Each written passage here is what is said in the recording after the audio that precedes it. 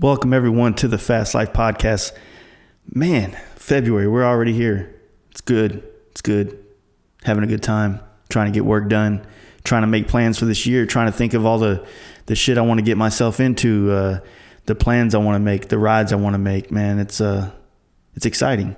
I think I got one already. I think I'm going to end up doing a little mini spur of the moment. I say spur of the moment, but it's going to be a couple weeks before I leave. But I need to get away. So I'm going to be running out towards Phoenix, Vegas, LA, running around, and then coming back. I don't care how cold it is, or if I get wet, or if I get, snowed on or whatever. I need to get away. So I'm going to do this. And in this trip, I'm going to go try to talk to a lot of people that I can on, in all these different places, and bring you guys a lot of in-person podcasts with a lot of influential people or builders or badass. I don't know. I want to bring you a lot of good content. So we're going to be doing that. And one of the biggest things that's going to be helping that is the Patreon, which has been doing great. And I appreciate that, guys. So, basically this month's Patreon and our sponsor money, we're going to be throwing that in the gas tank here in 2 weeks. So, I appreciate you guys, and I'm going to put that money to use to bring you guys some content. So thank you. And don't forget to support that. If you haven't yet, you can go to our website, The Fast Life Garage, front page, Patreon support. All it takes is $1 to whatever you want to donate to us. But it's all going to make this podcast better and greater. But yeah, man, got a lot of plans. Been really trying to figure out, just a lot of shit. We got a lot of work and a lot of things on the plate, but I need to decompress a little bit and get my head clear and come back fresh, and then I'll knock out March and get some of these badass paint jobs done, I hope. Anyway, I wanted to thank D&D Performance, man, Exhaust Systems, for continuing to support this podcast. You can always go to dndexhaust.com, as well as D&D Exhaust on Instagram. Same thing for Facebook. If you phone in to order 844 D&D pipe, man, you can always put Fast Life or tell them Fast Life at the end when you check out to get a discount on your stuff, as well as put it on the checkout, Fast Life, one word. Get yourself a little hookup on that. D&D makes one of the best exhaust systems in the game. Honestly, you want to hear some cool shit? Adam Sandoval did a video with Rusty, and hopefully you guys have checked out Adam Sandoval's YouTube video, but it was really badass. They really talked a lot about, just dynos and how the power works and how the coagulator of this, all this nerd stuff that these big motor guys like Rusty does. You can go check out that video, and it talks a lot about what his pipe, along with the zippers cam, does in Adam Sandoval's Road Glide. So you guys should check that out. I don't have a link. I don't know. Just look up Adam Sandoval. He just did it a couple weeks ago, and you can see the kind of performance that D&D pipes put out. So check that out. I also want to thank Mark from Texas Performance. I actually just hung out with him today and talked about some things that we're going to do to my bagger before I rip down this trip down to LA. And if I can swing it financially, I'm going to try to put that zippers cam in there.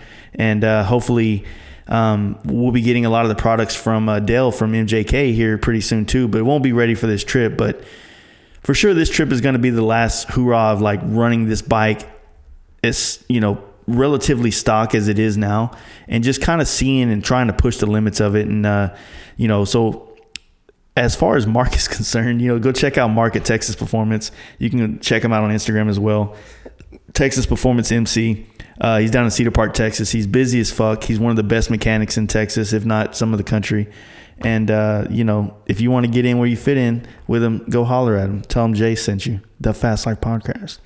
I also want to thank Paint Huffer, man. I'm probably going to be talking to him while I'm on this trip. He doesn't know about it yet, but he listens to this podcast. So what's up, Brian? We going to podcast or what, bro?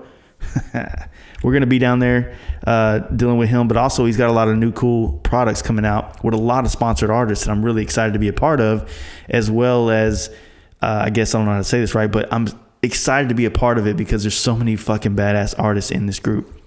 Me, Execution Style, Cerium, fucking Taylor Schultz, Bombshell Deluxe, a lot of badass painters across the country. There's going to get their own product line, or their own flake line, I guess you'd say, through Paint Huffer Metal Flake. And it's just a continued visualization of what this company does for painters and people in this industry. It would be really nice if these bigger companies could take note of how much Paint Huffer means to guys like us, that how he supports us and all this type of shit. So without getting all super sentimental here, thank you, Brian, for everything you do for us. You can check him out on Instagram at Paint Huffer Metal Flake, as well as order some of that sweet flaky shit at painthuffer.com. Check him out. I also want to thank MJK Performance. I know you guys follow them and all the badass shit Dale does on the social media stuff, and just showing all the badass, machine parts they make. I mean, they're constantly innovative stuff, and I'm super excited about getting his products down here and on my bike and seeing, just feeling the performance that they can provide to a bike, and hopefully they make me ride better. I don't know. Maybe, I don't know if it works that way. I think, I don't know. Anyway, super stoked to get it. Hope you guys have checked him out. MJKperformance.com. Also has another product line that he's launching and working on now. MJK Bagger Parts is another one, and that's going to be a more budget line, product line for his, for what he offers. So you can check that out as well. He's up in Calgary, Alberta, Canada. One of those northerners up there. But, like I said, he's doing some badass shit. So hopefully you guys are following and checking it out.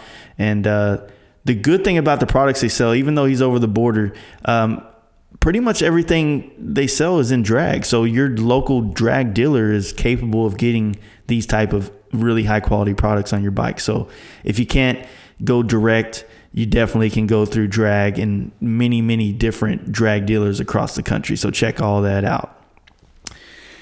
Whew. So on this episode, we got Daniel. Daniel runs the Proper Baggers page on Instagram, and there's a lot of different Instagram pages that I think that repost a lot of bikes, and some of them are huge followings, and some of them aren't, and some of them are on top of their game, and some of them aren't. And I guess the reason why we ended up doing a podcast with him, and he's been the most interactive with us in this podcast. Like he reposts a lot of really great baggers.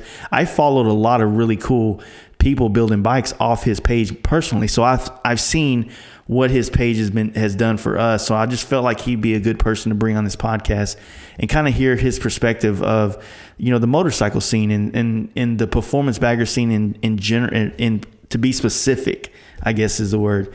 So I wanted to bring him on, and I'm glad he's on, and I'm glad you're about to hear it. And don't forget, we're giving away something on this podcast, so stay tuned. Hey guys, you ready to let the dogs out?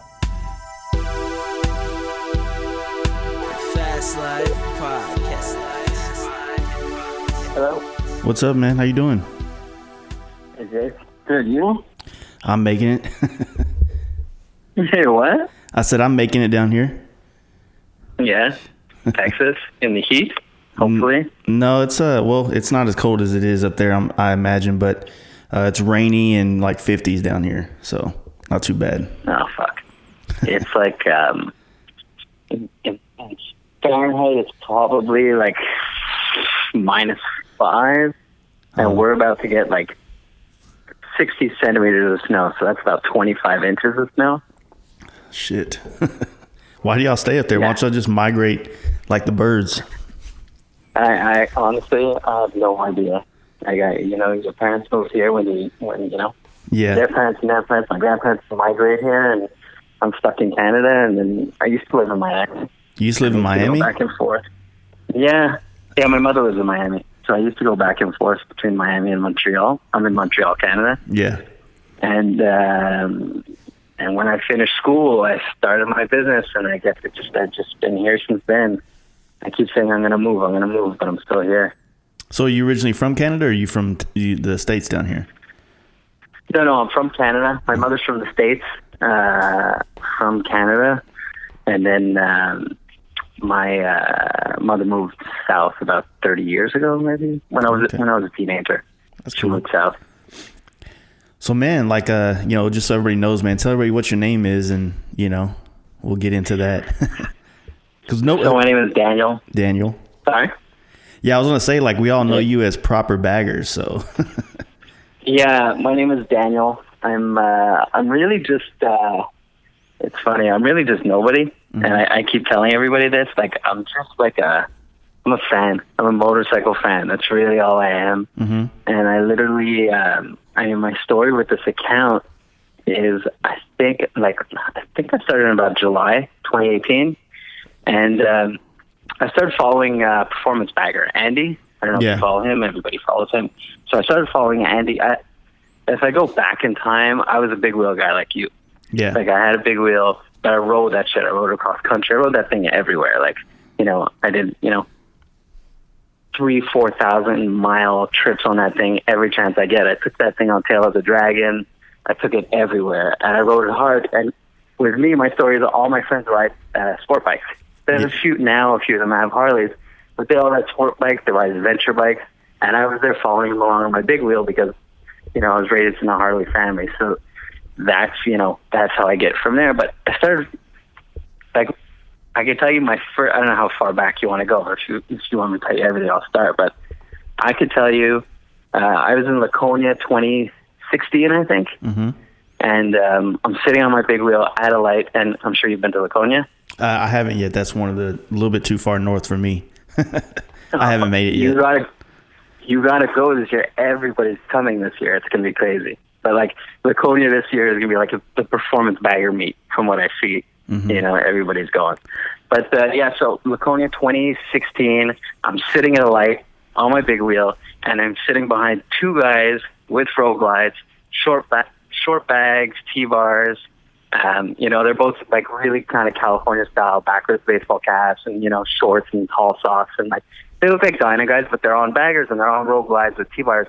And I'm behind them on big wheel. I'm like, I don't necessarily know this style, but they look fucking badass. So they're sitting in front of me, and then the light goes, and they just fucking tear away. Mm-hmm. So that was my first experience ever with like performance bagger, and that was in 2016. So I started following Andy when he started his account. I think like he started end of 2017, mm-hmm. and I was following his account for a while, and like everybody else who sees it coming, you get sick of the big wheel thing, and I got tired of the big wheel. Like big wheels went like where guys weren't riding them, and they were show bikes. Yeah, and like everybody else, I'm not down with that. Like I was like you have a big wheel, but ride it, and you see the guys pull up, and mine was all like, it was cool. It was all blacked out, had copper wheels on it, but the copper was all tarnished and all ruined, and the bike had miles on it, and I think I had it 3 years. I had 30,000 miles on it. Yeah. And like, I rode the shit. So, I never went in shows, but I'd park next to another big wheel, and the thing was turboed, and it was a lay frame, and I'd be like, why do you have this bike if you're not going to ride it? I never understood that part of the big wheel thing. So when the performance stuff started coming on, for me, that was like, I fell in love like right away. Like, I could see the direction, with all the dynas and all this stuff happening. I could see the direction of baggers going that way, at least for me.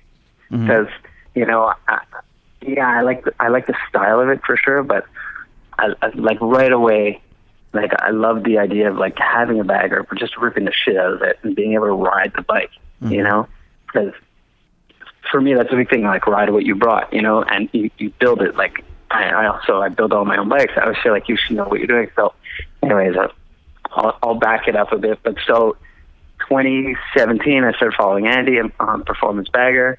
And then I kept saying, like, to a couple of people around me, and my wife, who's an e-com director, and she's, deals with social media a little bit, and I'm always around her, and I said, somebody's got to start an account, because I see these big wheel accounts with 100,000 followers, and they're all posting the same shit. I'm like, there's literally one guy posting performance bagger stuff that's like doing it well. Yeah. So July 2018, I think I was literally at home on the couch. It was Saturday night. I was going out, like it was like 5, and my wife was gone, and I'm like, okay, I'm bored. I'm like, okay, that's it. I took a nap. I woke up. I'm like, I'm going to start the account. Mm-hmm. And I thought of different names. And I thought of proper baggers.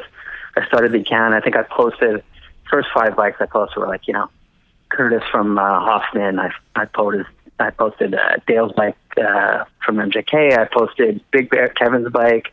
I posted a cross bike. Those are like literally the first 4 bikes I posted. Yeah. And then I posted a few bikes here and there. And if you look at my first few posts, it says, these posts are for the, best in the industry. Mm-hmm. And I posted those.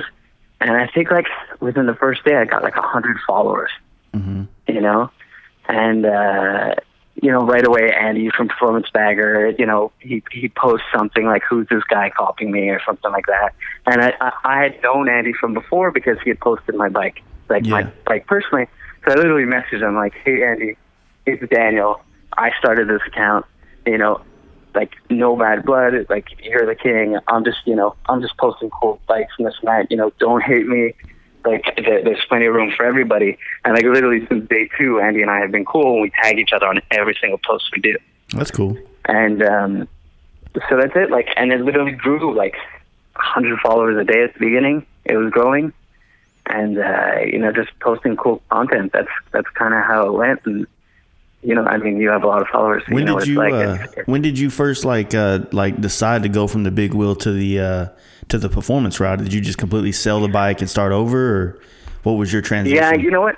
I put the big wheel up for sale probably. I mean, when you build these bikes, there's there was version 1, version 2, version 3, and then version 4, and then it gets a little more crazy, and then the last version was really cool, and on big wheel page, I mean, it wasn't crazy. It was a 26 and on air and everything stretched out, but nothing ridiculous, And I think I put it for sale as soon as the build was done.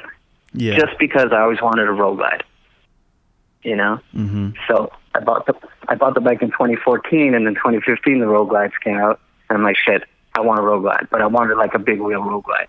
So right away I put it for sale, and then in 2018, I guess, because I sold it about a year ago now. Mm-hmm. And then in 2018, I had it for sale online on different forums and the Snap Facebook forums. And then I walked into my dealer one day because I rebuilt it last year, but I was done with the bike. But I painted it like a battleship gray and recoppered the wheels and stuff like that. I'm like, I'm just gonna update it anyways because I'm stuck with it. And then I walked into my dealer one day, and I have a really good relationship with them. And I said to them, I'm like, is there any way you would take my bike and trade on a road glide, especially the new all black specials came out. They're so badass. Mm-hmm. Road glides. I'm like, okay, would you ever take my bike? Because I figured it was too custom. And they're like, yeah, we'll take your bike. So they gave me some numbers for a trade-in, and they weren't bad. I'm like, okay, I'm gonna lose a fortune, like everybody who rides a big wheel will do. Yeah. I'm like, but I did a lot of work myself, so it's cool. And so I worked out a deal, and literally within a day, somebody sent me an email. Hey man, I saw your bike online. I'm interested. Give me a call. But I'm like, I'd had so many of these calls through the year, so many of these emails. I ignored it. And then I was on vacation, and literally a couple of days later, again, and then he called my office. Somehow he found me at my office. He called me up, and he's like, hey man, I saw your bike online. I'm gonna buy it. I'm like, okay. He's like, what's your bottom dollar? I give him bottom dollar. He's like, okay, so I'll send you the money tomorrow. I'm like, are you kidding me? He's like, no. He's like, serious. So I literally sold it after I made the deal with the dealer, but I said, fuck that. And I made, $5,000 more by selling it privately, and it was gone. Nice. And that was, and the timing was good because those bikes have taken a bath, Yeah. Well, like we've talked about many times on this podcast, I think it's it had a cool factor for a while, but then it just got crazy, and I think the average consumer has lost a lot of reasoning for wanting to do that shit to their bike. You know what I mean? Because this stuff's so wild now. It's like before, a simple 26, a nice little flowing lines on some bags and stretch tank and stuff. It had a really sexy look, but then now you got this stereo shit that's pretty crazy now. Like it just keeps getting bigger and bigger and wilder and wilder, and it kind of overshadows these lesser bikes. But I don't know, man. There's a lot of different things that I think factor into the downsizing of that whole little scene. But the good thing about this scene is that you have all the amenities of a full fairing or just a bagger in general with a great chassis, great from the dealer suspension and fucking radio, bag, storage, comfort. Your wife can ride, or your chick or whatever, out the gate. Yeah, you know what I mean. So well, that's exactly what it is. That's what, I didn't buy my original Street Glide.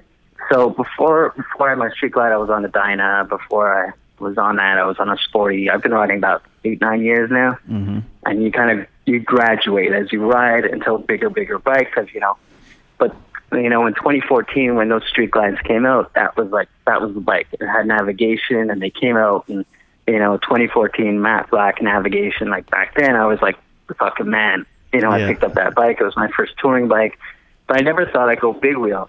And then I took it to, because I'm from a Harley family, right? My dad was an ultra my whole life, and he's been on a bagger for 30 years already, and I was a little kid on his motorcycle. So when I got into bikes, Harley was the only way, because it's just really all I know. Now that I'm on a Harley, now I'm starting to think maybe there are some other bikes I'd like to explore now that I ride so much. Yeah. But still, when I took that bike, I took that street glide and I built it, and I think I took it to Laconia, and you're sitting at a light, and it's like 2014, and the guy pulls up next to you, and he's got like a 23 even back there, or 26. I'm northeast. We're a far way away from and stuff like that. It takes a while for the trends to get out here. Uh-huh. So, you're sitting there, and the guy pulls up, and it looked so badass to me. The 26s, that was, you'd almost never see a 30 back then for me. Mm-hmm. And so I think that's, I think I put a 23 on my bike. I think within 2 months I sold it, switched to a 26. It was and when I bought the wheel, I bought my original 26 from Glendine. Aaron? Yeah, that's what I ran on my big wheel. I had his 18-inch rotor, or the 16-inch rotor with that Corvette caliper and shit. So, yeah. Yeah, I don't know. He's messaged me a few times, and I messaged him. I'm like, when are you getting into the performance stuff? Because he, with the big wheel stuff, everybody made crazy wheels, but his stuff was like almost engineered feeling. Yeah, it was much more sporty, and it had a more performance look to it. You know what I mean? I don't think the big rotor shit worked very well in just personal experience from having it and everything, but the look was badass, man. It really was. Yeah, I had his single-sided 13-inch rotor with the 6-piston Willwood brake on caliper on it. Yeah. And I mean, back in the, you put that on your bike, and you like to run single-sided disc, and you put it on, and you're telling everybody, yeah, it's just as good as a dual disc. But in your head, the braking is shit. Yeah, 100%. Yeah. But we're all doing the same thing and but it looks so badass when you open up that one side. And I had his original G8. I think that was the mesh wheel, and I had that. And but he was so cool to deal with, and I really liked my big wheel. But like I said, I rode it, and I rode it a lot. I rode it every chance I get. I'd shipped it to in 2015. I'd shipped it to Miami for the winter, so I could keep riding through the winter. And I just rode the thing a lot, and I rode it from Miami all the way back up to Canada, through all the mountains. And I never understood the guy who has a big. Sorry? I think it's a great experience still. Being able to experience riding across country on a big wheel is something that I do value quite a bit. It had its own set of challenges and its own set of great feelings, or whatever you want to call it, for doing it. You know what I mean? There's two sides of that fence. You know what I mean? So the first time I rode to Cali on it, it was badass once I finally got to, the Golden Gate Bridge, and I took some pictures, and I'm like, fuck, man, I did it on a big wheel. People were doing it, obviously, but, it just felt great doing it myself. You know what I mean? It was a goal that I set, and I did it, and, didn't really have much issues. You know what I mean? But yeah, I had the exact same experience. I took it on Tail of the Dragon, that road in Tennessee or something. Yeah, it's in North Carolina, that's Tennessee. Yeah, that's the motorcycle road, and everybody talks about it. And I did it with my buddies, and there were 4 of us. One guy was on a BMW Z1000 something. One guy was on a KTM adventure bike, and my other buddy was on a Buell. So they're all kind of on sport bikes, and there was me with my big wheel. But we went up and down the mountain, and I loved it. It was crazy. It was so good on my big wheel. I had no issues with handling. They went back and forth a few times. I'm like, okay, back and forth was good enough for me. I don't push my luck with this bike. But I took a picture of it, aired out at the top of the mountain with all my bags on it. And I got so much satisfaction in that picture, because people don't ride those bikes the way they should. Still a motorcycle. If you're building a motor, if you're building a motorcycle, but you're not riding it, you're doing it wrong. Mm-hmm. That was always the big thing for me, no matter what you did. Even, when I built my first bobber and stuff like that, and I had no fenders and nothing. You're riding in the rain, and it's it's spraying you in the face, but that's, if you're not riding the bike, you're doing it wrong. Yeah, I think that, one thing I see a lot, even like I said, I'm a part of like every forum on Facebook for different motorcycle scenes, but I don't post in any of them. I rarely read any of them either. But, just scrolling down a Facebook timeline, you'll see recent shit. And I think the most recent one was someone was talking about riding big wheels. Like, you can ride them. I don't know why people say you can't, blah, blah, blah. And it's like, it's a very common argumented question between people that have never really done big wheels and people that that have. And I think, to clarify it, I think that the specifications of what type of riding you're doing should be talked about before you could say you can or can't. Like, you can ride a big wheel through the Tail of the Dragon or PCH or all these really fucking, I mean, they do it at Needles Highway in Sturgis every year. It's a parade of them, you know what I mean? So you can do it, but can you do that at the extent or level of a bike that's set up differently? That's the real argument. You're going to enjoy it. You're going to make it. Yeah. But, you put like your bagger now with the Olins and the swing arm and just all the technology and the suspension, like, naturally, even if you're not riding hard, it should be easier. You know what I mean? Yeah. I mean, the thing is, back then, I didn't know any different. So back then, my buddies who were on sport bikes and telling me, your bike's kind of stupid. Like, it looks cool, but it's kind of dumb. And you're killing the performance. For me, I didn't care because it's still, as far as I was concerned, it still rode great. And it stopped and it took a turn. And, you're really pushing it into turn. But you don't know the difference when you're on it. I'm sure you remember when you're big. Well, once you're on it and it's going, and first of all, the bike in a straight line, nothing will straight line like a big wheel. Like, the thing just on the highway, straight line, like, you take your hands off the bars. If it's built right, it's not going anywhere. It's like a freight train, that thing. It's barreling down the road. So back then I wasn't as much about the turns and handling and cornering and this and that. It was more just, taking the bike. But yeah, you built it for a visual. Yeah, it was a visual thing. Like, people built big wheels. I built a big wheel because it looked sick as fuck. You know what I mean? Like, that was it. Yeah. Yeah, like, I have so much money into my new bike. And you know what? Like, definitely more money than I had into my big wheel, that's for sure.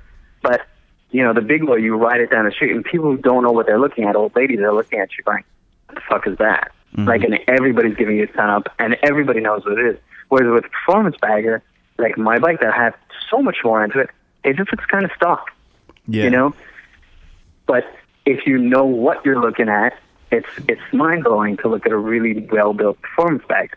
But the people who know are so small. The community is still so small in the performance bagger scene. Yeah. Whereas the big wheel, anybody knows. It's just taking some time. I mean, if you really think about it, a lot of my homies in NorCal have been rocking T-bars on the baggers for, quite a few years now. I think the first time I saw it was like 2014, right? But it was still just the way they run bikes. I mean, it was like an extension of the Dyna or the FXR up there. It was just like, hey, this is a bagger, let's make it run. What did you think the first time you saw T-bars on a bagger? Because you were on a big wheel. What did you think of it? Well, at first, like, you would have to. When I first went to NorCal to do work, like, that was an eye opener for other types of Harleys. Here in Texas, we had Softails, and that really didn't. We had a lot of chopper shit here, and then it turned into bagger shit. There was never like young people never really rode Harleys here. The chopper movement was kind of more still the older crowd, the old lawyers and dudes with money and shit like that. And then the bagger thing happened. So it was like fat tire kind of cheesy. Yeah, it was that kind of stuff. Cool. I mean, there were people here doing shit, but it wasn't, stealing the limelight from the wild, crazy shit. You know what I mean? So it's hard to notice those people back then. But when I went to NorCal, man, it was an eye opener because even though I went up there to start doing big wheel stuff, I was painting big wheel baggers and stuff. It was like every shop had Dynas in it or FXRs in it. So while I'm working on this bike, I'm looking at this one. And of course I had seen Sons of Anarchy, and that was kind of probably my real introduction into Dynas because I had seen that show well before I ever went to NorCal, But being in NorCal, I'm like, fuck, it's just like the TV show up here. You know what I mean? So it's like, it was kind of like a connection for me. But that really is a Cali style. Those Dynas are big in Cali. Like, and the Dyna and the FXR thing, it's so big there. And I think it's like, the diehards know it. The diehards know what they are. But it's so much bigger there than it is anywhere else that I see. Like big wheels are small there. Like, yeah, big wheels. Yeah. Big wheels take like third place to what type of bikes get ridden out there or what's more popular. You know what I mean? And a lot of that has to do with the riding. And I think that's what I learned over the years or the months of doing this podcast is that different things tend to be more popular based on the terrain which people live in. You know what I mean? Midwest bikes versus Cali bikes versus bikes where you're at. So, bikes down in fucking Miami. So here it's all touring bikes. Like, I think they say that in Quebec, which is the basically the state that I live in, that Harley per capita owners, like, I think Quebec is one of the highest Harley per capita owners. For some reason, like, that's all French Canadians here. French Canadians love their Harleys. They love their cheesy, ugly Softails. And they're, they're still wearing their heritages, and they eat it up. Like, they love it, the chrome and all the shit. But it's all stock bikes, and like baggers baggers have been a big deal here for a really long time because, we only get to ride 5 months out of the year, so you get on your bike and you go. Well, y'all have a lot of great riding up there too. The Northeast is pretty beautiful. You know what I mean? A lot of history, a lot of culture, and some really nice riding. We have great riding. We have great mountains. I'm right by the New York border, so I ride here. It's all mountains here. Like, if I ride 45 minutes, I'm in all mountains. Yeah. And I could go north and hit mountains. I could go about 45 minutes and hit the New York border. And Vermont has crazy roads. Vermont, New Hampshire, like Maine. It's all incredible roads. It's all mountain roads. Problem we get with having winter is the roads get beat up really quick. Oh yeah. So like Laconia, you have, you get like little slopes, it's like bumpy roads. Like, Laconia has some of the best roads. There's a road in Laconia called Hurricane Alley, and it's such a crazy road. It's so amazing. But like, from one year to the next will be freshly paved to a disaster, and you can't even take it. And, I don't know if you've ever been on like a serious twisty road and you hit a few bumps back to back, like, you'll get a tank slap, which is the scariest thing that's ever happened to me. Yeah. But so you kind of have to ride, you have to know where you're going before you ride it. Yeah. So I think that, as far as like the whole, like, these baggers and the performance style that's starting to gain popularity, it's just that you got to think, like, when the big wheel thing happened, there really wasn't this type of platform as far as social media and Instagram and all this to really kind of catapult it into the forefront. You know what I mean? Like, social media back then was much different. I'm sure that there was still, like, we all used it to talk about our bikes, but we were more using social media to talk to the people we already fucking knew. You know what I mean? We were all on forums. We were on, AC forums, or I don't know if you remember Chop Baggers. Is that what it was? That was the big wheel forum that I was on. And if you wanted to know anything, like, you would look there. You wouldn't look, in 4 or 5 years ago, you didn't go on Instagram to get your, like, the newest, coolest thing. Like, and nobody even thought about, opening accounts and showing bikes and stuff like that. I don't know. It's a very different world these days. And like, if it wasn't for social media, I wouldn't know what a performance bagger is. I live in Canada. You know what I mean? Like, and all my buddies around here are building these bikes, and we're all on similar style bikes here. And it's all a style that started, it started with Kevin and Cross. Like, it started with guys down there. It started with FXRs, which is a California thing. Yeah. Yeah. It's pretty awesome to see it grow and take hold so well. I think it's more interesting seeing where it's going to go, there's still a lot of people that are starting to open their mind to it. And the more shops and the more people that get into it, and the more they start like being innovative with these products, and other shops start making products, and shops start building these bikes. And not to take anything away from Curtis and what he provides with the carbon fiber shit, but at some point, all these bikes looking the same is going to be the death of them as well. You know what I mean? Yeah. Unfortunately, like, we'll always enjoy riding them. But for other people to want to get on board, it has to be a complete package, and I think that, go ahead. Yeah. Well, that's what's going to bring over the big wheel guys, right? So the big wheel guys like the flash, and they're going to need something to bring them over to this side. And, I was with Kevin from Big Bear, and I always tease him, and I always say, eventually somebody's going to come and put an air ride in an Olin's front end, and you're just going to have to kill yourself, because what other option do you have? Like, eventually the style guys are going to come through. And when I started building my bike a year ago, for me, like I'm a car guy. So car guy, everything's carbon fiber. You want that look. So right away, I kind of went towards Curtis's stuff. And now, like a year into it, and my bike is, and Curtis is coming out with the front fairing, which I know I'm going to have to buy because it kind of completes the package. But like, I speak to painters, like, I talk to you, and in Canada, I talk to 666 and to Roy, and like, that's the one thing I think I'm missing now is paint, because like I fucking love seeing a crazy painted Dyna and panel paint and this and that. Like, it's so badass, and it's because you're always going just purpose, built and performance, but you miss the style a little. No? Yeah, it's a melting pot. Yeah. Yeah, so I think you're right, and I think the paint is going to bring people over. I think it has to, and I mean, you would know more than I would, but like, if people are going, the more it grows, and the more everybody's bikes look the same, yeah, for sure, that's how you distinguish yourself. And like, for me, I think that's going to be my next move next winter. My next build is just paint. Yeah, but it's how do you paint over carbon fiber? Well, that's the thing. I don't think that, like, I could be wrong, but there's certain areas where that carbon fiber is going to make a difference and where it's really not. You know what I mean? So as far as like the cost to it, some people could literally just, spend that on paint, and they're not. I mean, think about it, man. Like, there's so many places you can shave weight that will make up for whatever you would lose in carbon fiber. You know what I mean? I mean, I think anybody who says they did it for weight gain is lying to themselves. Yeah, it's a fucking look. But at that point, this is the same thing I've dealt with Rusty from D&D. He has a full carbon fiber kit, but he's lacking an outer fairing, an inner fairing, and a tank.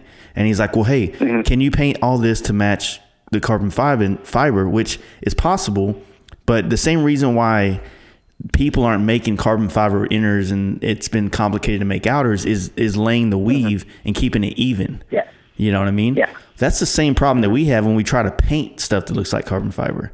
So that same problem is a problem for us too, to make it roll around a tank edge, and not all come together and look like a wrinkle.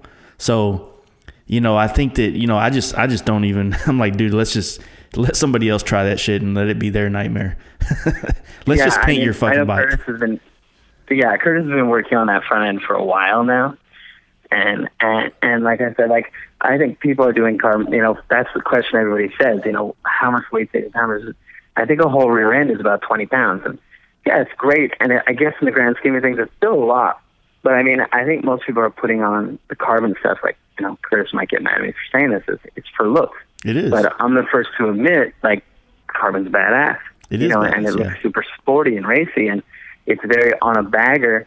When I had my big wheel, I remember they were making stretched carbon bags. I don't know if you remember that. Yeah. There was companies making that. And I used to always look at them because coming from a car scene, carbon fiber is king, like you see, carbon fiber, 911 or something. It's like, I'm frothing at the mouth.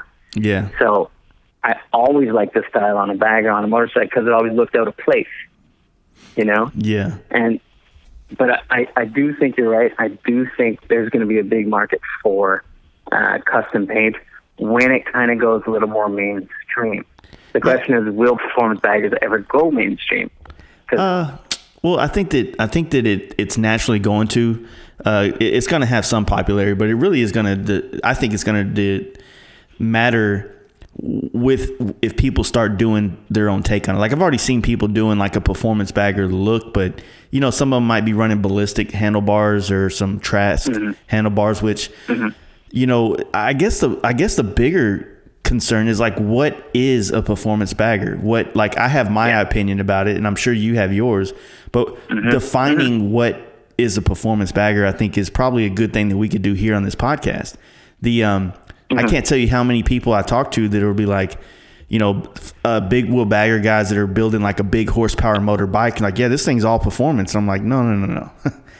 It's not just motor. It's not. It really just isn't all about motor at all, really. To be, in my opinion, from what I've noticed. But what do you think? I actually think I agree with you. I actually think a performance bagger is not. I think motor is the last thing on the list.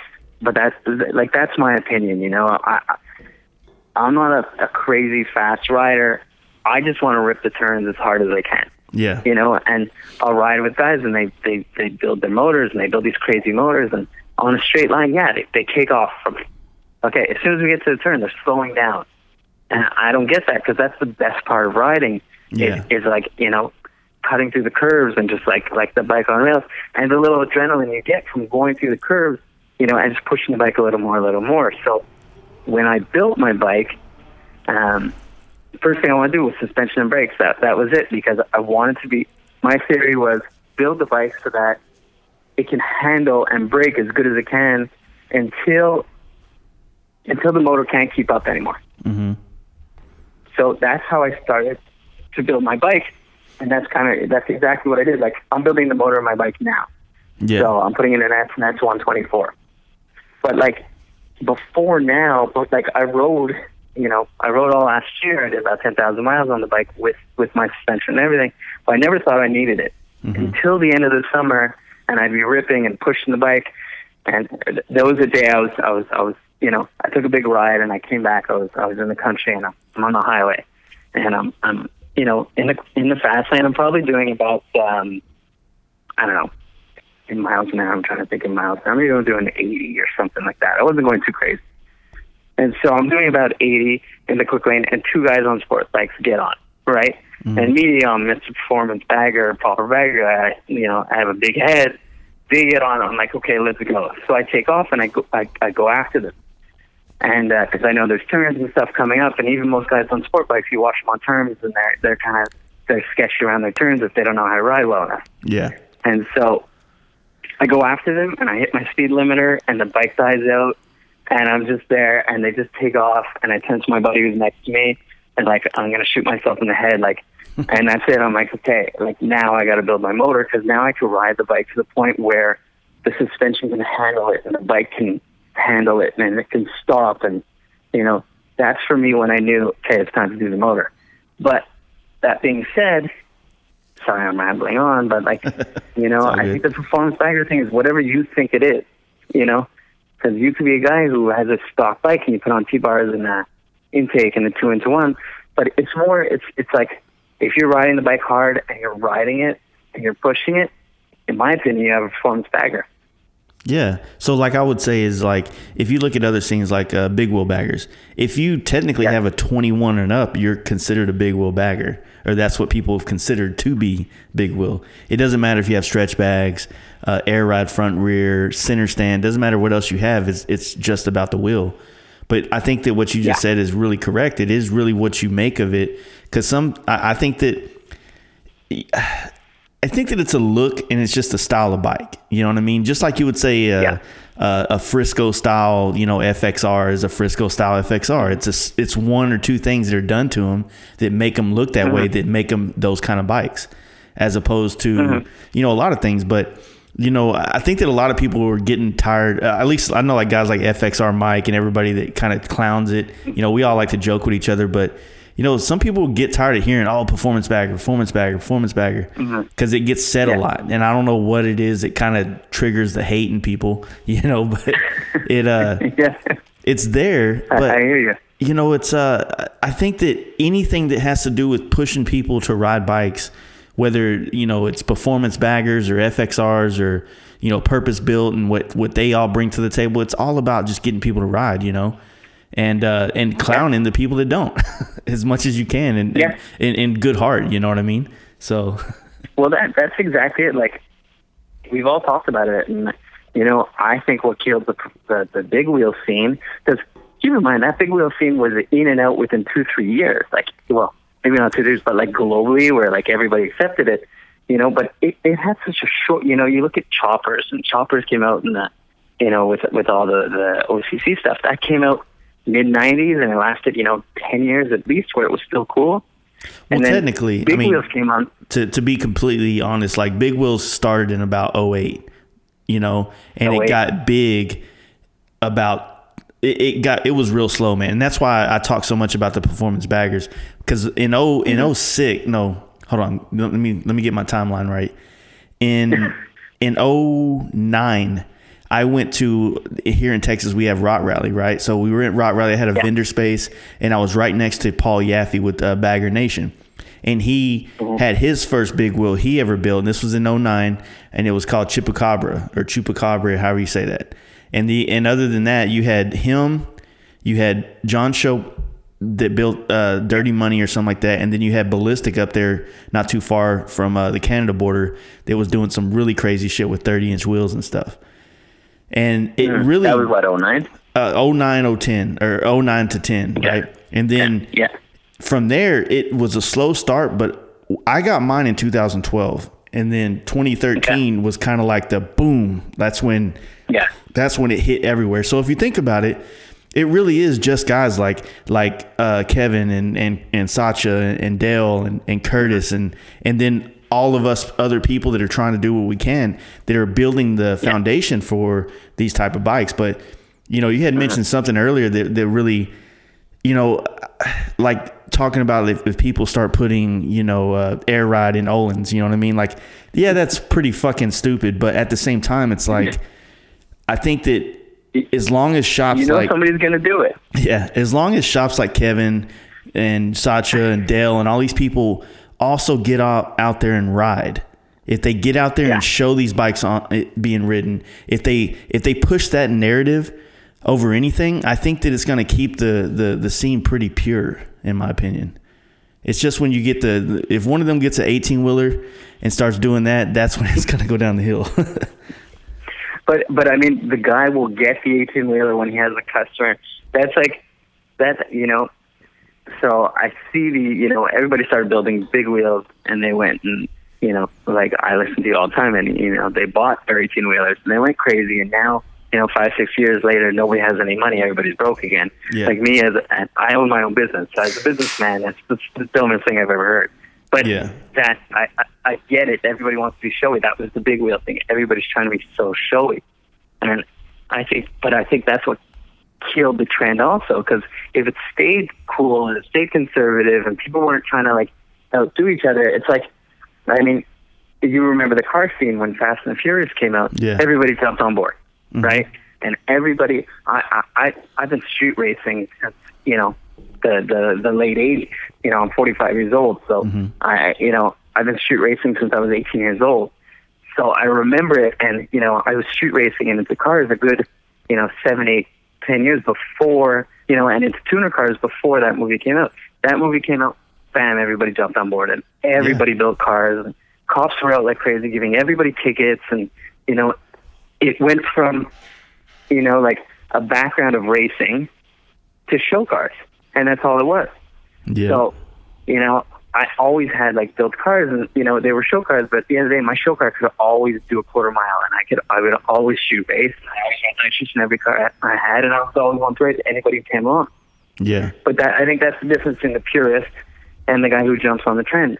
So I feel like the big wheel, same thing happened with that. So once you see people, like, once the bikes are so over the top, like, there's no going back. It's like run. For me, that's what the trend is like. Like, it's just sell it and run, sell it and run. And, you know, when I put my bike up for sale, you know, I had other guys that I was friends with, you know, through Big Wheels. And like I said, you know, I remember I made a post about something, and I said, you know, my advice to you is if you have a big wheel, sell it before the trend dies. Everybody got pissed off, and people I knew were DMing me and stuff like that. But like people are scared of change, but it's happening, you know. So whether you want to admit it or not, or whether you just put 12 grand into your paint or not, it's still happening. So and when you see like a girl riding a big wheel with a 30 on Instagram with flashing lights all over it, and she's riding to the show, I can tell you the trend's done. In my opinion, the trend is done. It's done. You know, get out while you can. And that for me was like, you know, it was so obvious to me that scene is just done, and because it's not about riding anymore. You know what was cool about the early days of the big wheel stuff is, like, you know, I didn't really get to go to Sturgis, but I think the first real big rally out of state I ever went to was Arizona Bike Week. And this was in 2013.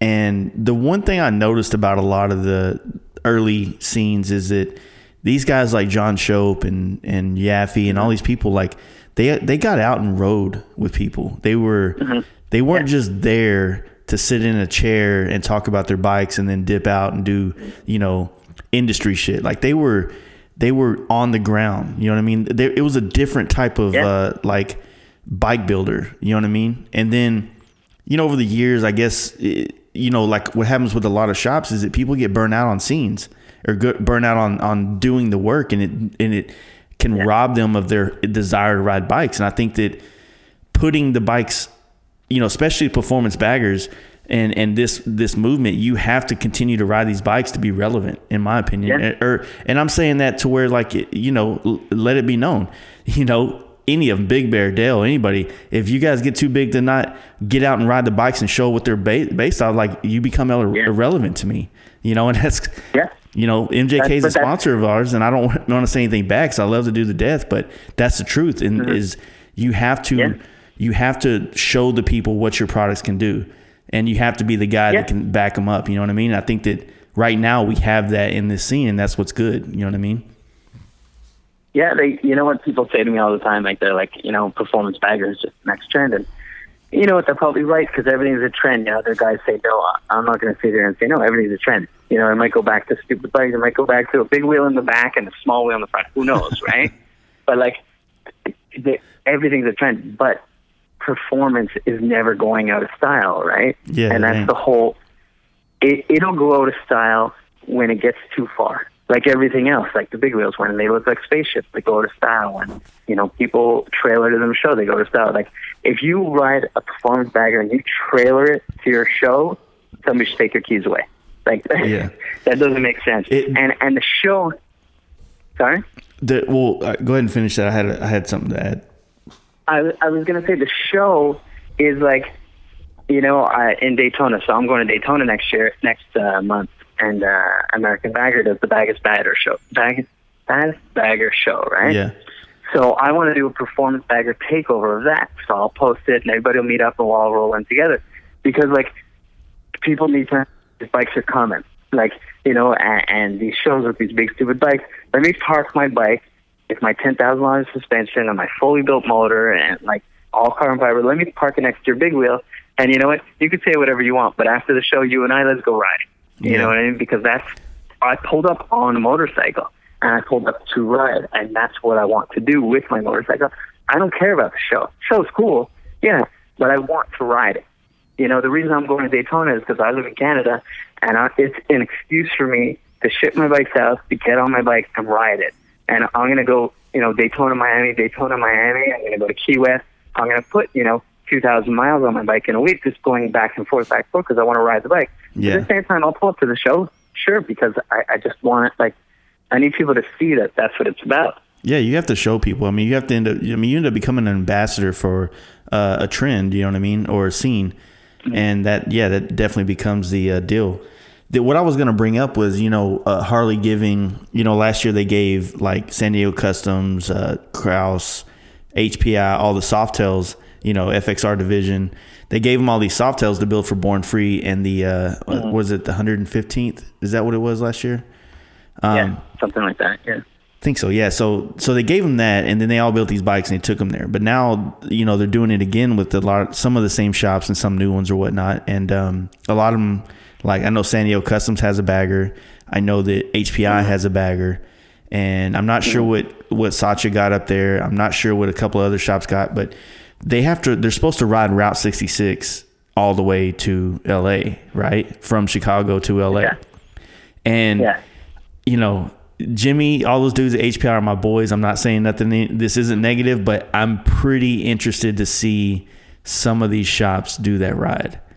And it's not that I guess I'm ignorant in this situation, so I'm not trying to put my foot in my mouth, but I haven't seen any of these shops really get on the road like that, you know, and do trips. And I think that it's awesome that they're being tasked to do that. but I'm really interested to see it happen. Like part of me just doesn't see San Diego Customs going from San Diego to Chicago and then jumping on the bike and riding it back to LA, you know. I mean, I hope they do. They need to. You know, it's fun. Go ahead. I was going to say, I was listening to your podcast. I don't know, you were talking about it, like, you know, with the bagger build-off. That's the shop, the motorcycle build-offs from like 10 years ago, whatever they were called. So I used to watch those things religiously. And to me, I thought it was so bad. They build these bikes and ride across country. And then I'm listening to you the other week, and you're like, well, no, that was all for TV. I'm like, I was so disappointed to hear that, because I really did think they built these bikes and they rode it across country. Because to me, that was like, you know, you get on a hardtail and you ride across country, you have to have huge balls to do that. Yeah. But like, I thought these guys were doing it, and like, you know, these guys like the Jesse Gays and the Billy Lanes, these guys are like original badasses, and you know, ride what you brought. You know, built not bought. Like that should be it. I don't know. I really don't understand the guys who trailer bikes. And again, you were talking to somebody not too long ago, and he was saying, you know, he loves being in his trailer, and you hate on it and this and that. And he was saying he's way happier to be sitting in an air conditioned truck while you know, his truck is in the back. But I disagree. Yeah. Like, I'd rather be sitting on my motorcycle than anywhere else in the world. Like, legit. You know, I say this with my friends all the time. Like, I would rather be on a bike than anywhere. Like, literally anything. And if I'm going to go to Florida, the roads are straight and they suck. And, you know, most of my friends with sport bikes, they're like, I'm not doing that ride because it's boring. I get it, but I would rather be on a straight road on my bike in rain and anything than not. Yeah. You know? And I think that's what riding a bike is about, not just performance bagger or anything.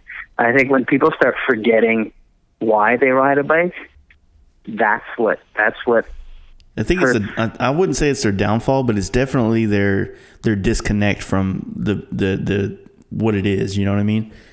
So in one hand, I completely understand the mindset that some of these shops get into, or some of these individuals get into once they've been in the industry for a while, they've done the rides, but they've also, you know, found more comfort in one thing or the other. You know, like, they're probably not also inspired by, you know, seeing the world the same way I am. You know what I mean? And that's fine. Like, I don't fault them for it, you know, or say that they're retarded or whatever. But at the same time, I think that for a lot of shops that do end up losing that fire for motorcycles, I think they could find it by forcing themselves to do something that may be uncomfortable, like riding a bike to the show, or riding a bike, you know, anywhere. Like, it's so funny, man. You know, country, just anything. It doesn't even have to be cross country. Just go somewhere and don't come home that day. You know what I mean? Yeah, I agree. Like, just get on the bike and go. And you know what? What's funny about motorcycle riding, I already say, it can go from the best moment of your life to the worst moment of your life in 10 seconds. Like, you know, all of a sudden it starts pouring and it gets cold and you're freezing and it's so miserable. But then you get to the hotel or you get to wherever you go with your buddies and you sit around and you have a drink and you laugh about it and you talk about how miserable that ride was, but it doesn't matter. You still want to get on the bike and do it again, because that's all part of the experience. Is like, you know, riding the good, riding the bad, and then shooting the shit with your buddies and talking about how good it was, about how bad it was, and then next day let's do it again. Yeah, you know, and that's the best part of riding a bike, and that's what, you know, that's what makes you fall in love with it. But I mean, I guess the guys who have shops like you, like, I don't work in this industry. You know, I'm just a guy who loves riding bikes. That's really it. And I have an Instagram page. I'm really on nobody. I say this all the time. I'm nobody. A lot of people follow me online. Super thankful for that. I post cool shit. I find a bike I think is cool. I post it, and that's really it. I'm happy people are interested in what I have to say. But like, I totally forgot my train of thought. Well, you were talking about like the shops that work in this every day. Oh yeah, sorry. Yes, yeah. So maybe if you work in it, the passion isn't there, because like, you know, if you want, you know, I build my own bikes, and a couple of years ago I built a bike for a buddy, and when I did it for somebody else, I didn't like it. I disliked it, I would say, because you have to listen to somebody else's opinion. You know, it's like when you paint the bike, you want somebody to give it to you and say, here, I kind of like these colors, do whatever you want on the stitching, right? Yeah. It's helpful that way. So sorry? So it works out good that way at times. Yeah, exactly. So I guess it's the same with the guys who are building bikes and stuff like that. Maybe they want a trailer because they work in it every single day, and maybe they forget the love for riding. Mm-hmm. I agree. That's exactly what's happening. You know, and that's one thing, like when we talk about, you know, I kind of got a lot of heat for talking shit about, you know, some of the types of things that I deal with customers that aren't necessarily the customer's fault. It's just, you know, them coming in and expecting certain things and it not being that way, at least not with me, you know, and realistically, it's just you deal with a lot of things and they're not necessarily bad, but you gotta understand, like when you're dealing with a customer, like say you come to me to build your bike, I'm married to you for the X amount of weeks that I'm doing this project. You're texting me, and unfortunately this new days, you're texting me on Sunday night while I'm sitting there watching TV with my wife because you thought of something else, or you were on a chat room and someone said this is a better idea than what we've already talked about and spent hours discussing already. You know what I mean? So there's things like that where it gets to a point where it's a kind of like disrespectful of my time. You know what I mean? Like you can't go to almost any other industry and get this type of one-on-one, you know, work. You know what I mean? Like we try to be, you know what I mean? So there's just a lot of differences that I think that people take for granted based on the fact that they found me on social media, my cell phone number's on there, which could also be my fault. You know? You should take that off. Yeah. So but I hear what you're saying. But what people don't understand is that you're like, what you do is all time. So if you plan out like paint or a build for somebody, and then he texts you on a Sunday saying, "Hey, I had this idea." Like, it's not like you could say, "Okay, cool, I'm charging an extra $300, $400, $500 on your build," because now you changed your mind. I'm assuming you can't do that. But not often. All the time because all the time you spent putting into it before is kind of out the door because now he has a new idea. And like, even if you didn't start yet, it doesn't matter. You got your mind wrapped around it. You figured out, okay, this is the direction because you're an artist. You just get paid to make your art. I think building a car, building a bike, I think it's all art. And I really do believe that. To me, a beautiful bike, a beautiful car is a piece of art. So if you know what you're going to build and then somebody throws a wrench and say, okay, Chase, like, I like it, but let's do it this way. It's like, look, you're starting back at the beginning. Yeah. So who's paying for that time, you know, that you lost? And I think, unfortunately, because you're business to consumer, you know, you're not business to business. Yeah. That's all lost time. So it's got to be. That's what I'm saying. Like, it's got to be hard to be a builder because when you're dealing with somebody's cash money and their take home money, and you know they're saving all their money and they're giving it to you. Some of them are putting it on credit and this and that. Like, they want as cheap as they want as much as they can get for as little as they have, as little as they can give you. Right? That's kind of the world you live in, unfortunately. Yeah. And it's got to be tough. It's got to be tough every day to like kind of, you know, you're getting beat up for your work. And if you say to somebody, okay, you know, that's why, you know, yes, I am getting beat up. It's not necessarily customer's fault. It's their fault in my eyes because I didn't do a good job of educating them on the process and how this all works. You know what I mean? But the flip side to it is that as much drama, or not necessarily drama, but just anxiety that comes with dealing with different types of personalities with customers and deadlines and needs and wants and budgets. You know, for some people, it could push them to where they don't want to see a motorcycle, right? But me, I use the motorcycle as like the release of that stress. You know what I mean? So like say for instance, last year, 2017, I rode all over the country. Like, just, I don't know what I was drinking, but I just was like, fuck it, I'm going everywhere. Right? Best year of my life on a motorcycle, 100%. Last year, just things kept going wrong and I couldn't leave. You know? But right now, like where I'm at right now, I, like, as of this weekend, like me and my wife drove down to Austin to see family, and on the drive down there, I was like, you know what? I'm fucking riding to LA in 2 weeks. Fuck it. I'm doing it. It's probably going to be cold. It's probably going to get rained on. But I was just like, man, I need to get away. And I've been really wanting to take a solo trip just to kind of, you know, just be alone for a while and just kind of, you know. You're going totally alone, no buddies? Yeah, totally alone. I just want to ride. I'm going to leave here and go straight to Phoenix. I can do it in a day. It's not too bad. And I'll probably try to get there and find somebody to crash with / podcast with. You know what I mean? So I can use this trip to the advantage of using the podcast to get some content for our listeners and whatnot. But realistically, man, I need to get the fuck away. I just need I need a refresh, you know. I need to get out there, do this. You need a reset. Yeah. Yeah, you just got to reset. Like getting on the bike. I went through a bad divorce 3-4 years ago, and when shit hit the fan, I booked a ticket and I flew down to Dallas, and I rented a bike and I rode through Arizona, and I rode through the desert, and I ended up in LA, and then I rode to Vegas, and then I rode to Utah. So it was an escape. You know, my ex-wife hated me for it, and she's like, "You're running away." I'm like, yeah, you're right, I'm running away. But like, there was nothing better than being on the road, just going. Yeah. You know, I had nowhere to go. I didn't know where I was going. You know, by the way, the desert's really boring. I'm sure you know that. There's not much to see, but it didn't matter. I was on a bike and I was going. It was a reset. Yeah. Because if you love to ride, that's what it's all about. It is. And you know, I guess the benefit for me is that through this podcast and through other shops or just individuals that listen to it, like, I'm more looking for the solidarity, I guess is the word, of being on the ride alone. But I'm looking forward to when I get somewhere that I can, you know, just have someone to unload on and just talk to and learn or whatever, you know. So I'm looking forward to it. I want to try, you know, I just need it, man. I got a lot of work coming in. I got a lot of things to figure out this year. And the last trip I took was when the bike got stolen in Indianapolis. So I haven't been on a real motorcycle trip. The bike got stolen? Yeah, when I went to Indianapolis, the bike I was on got stolen in Indianapolis. So I had to fly home. Really? What kind of bike was it? It was my friend's. Oh, fuck. Yeah, it sucked. It was a shitty situation, man. It was really... you know, I talked to Jimmy from HPI about it all the time. It's like, man, it's fucked. And he felt so bad that it happened while I was at HPI. You know what I mean?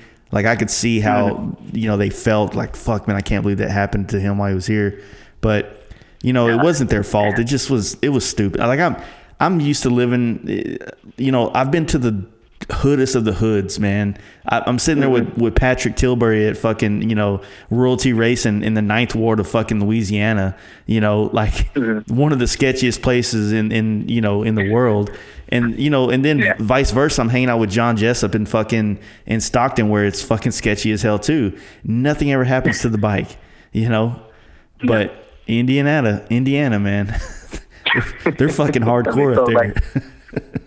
Do you know what happened to it? Or did it get loaded into a truck? Or do you have no idea? No, I think that they found like a video, but it was like some tweaker like walking around, ended up getting the bike, and you know, a lot of like the clubs out there, there was a lot of support for it, and they reached down there. Like, Indianapolis is very close to Chicago, and there's clubs or just individuals or whatever that like pay like tweakers to go steal bikes, and they harvest the parts or whatever you want to call it.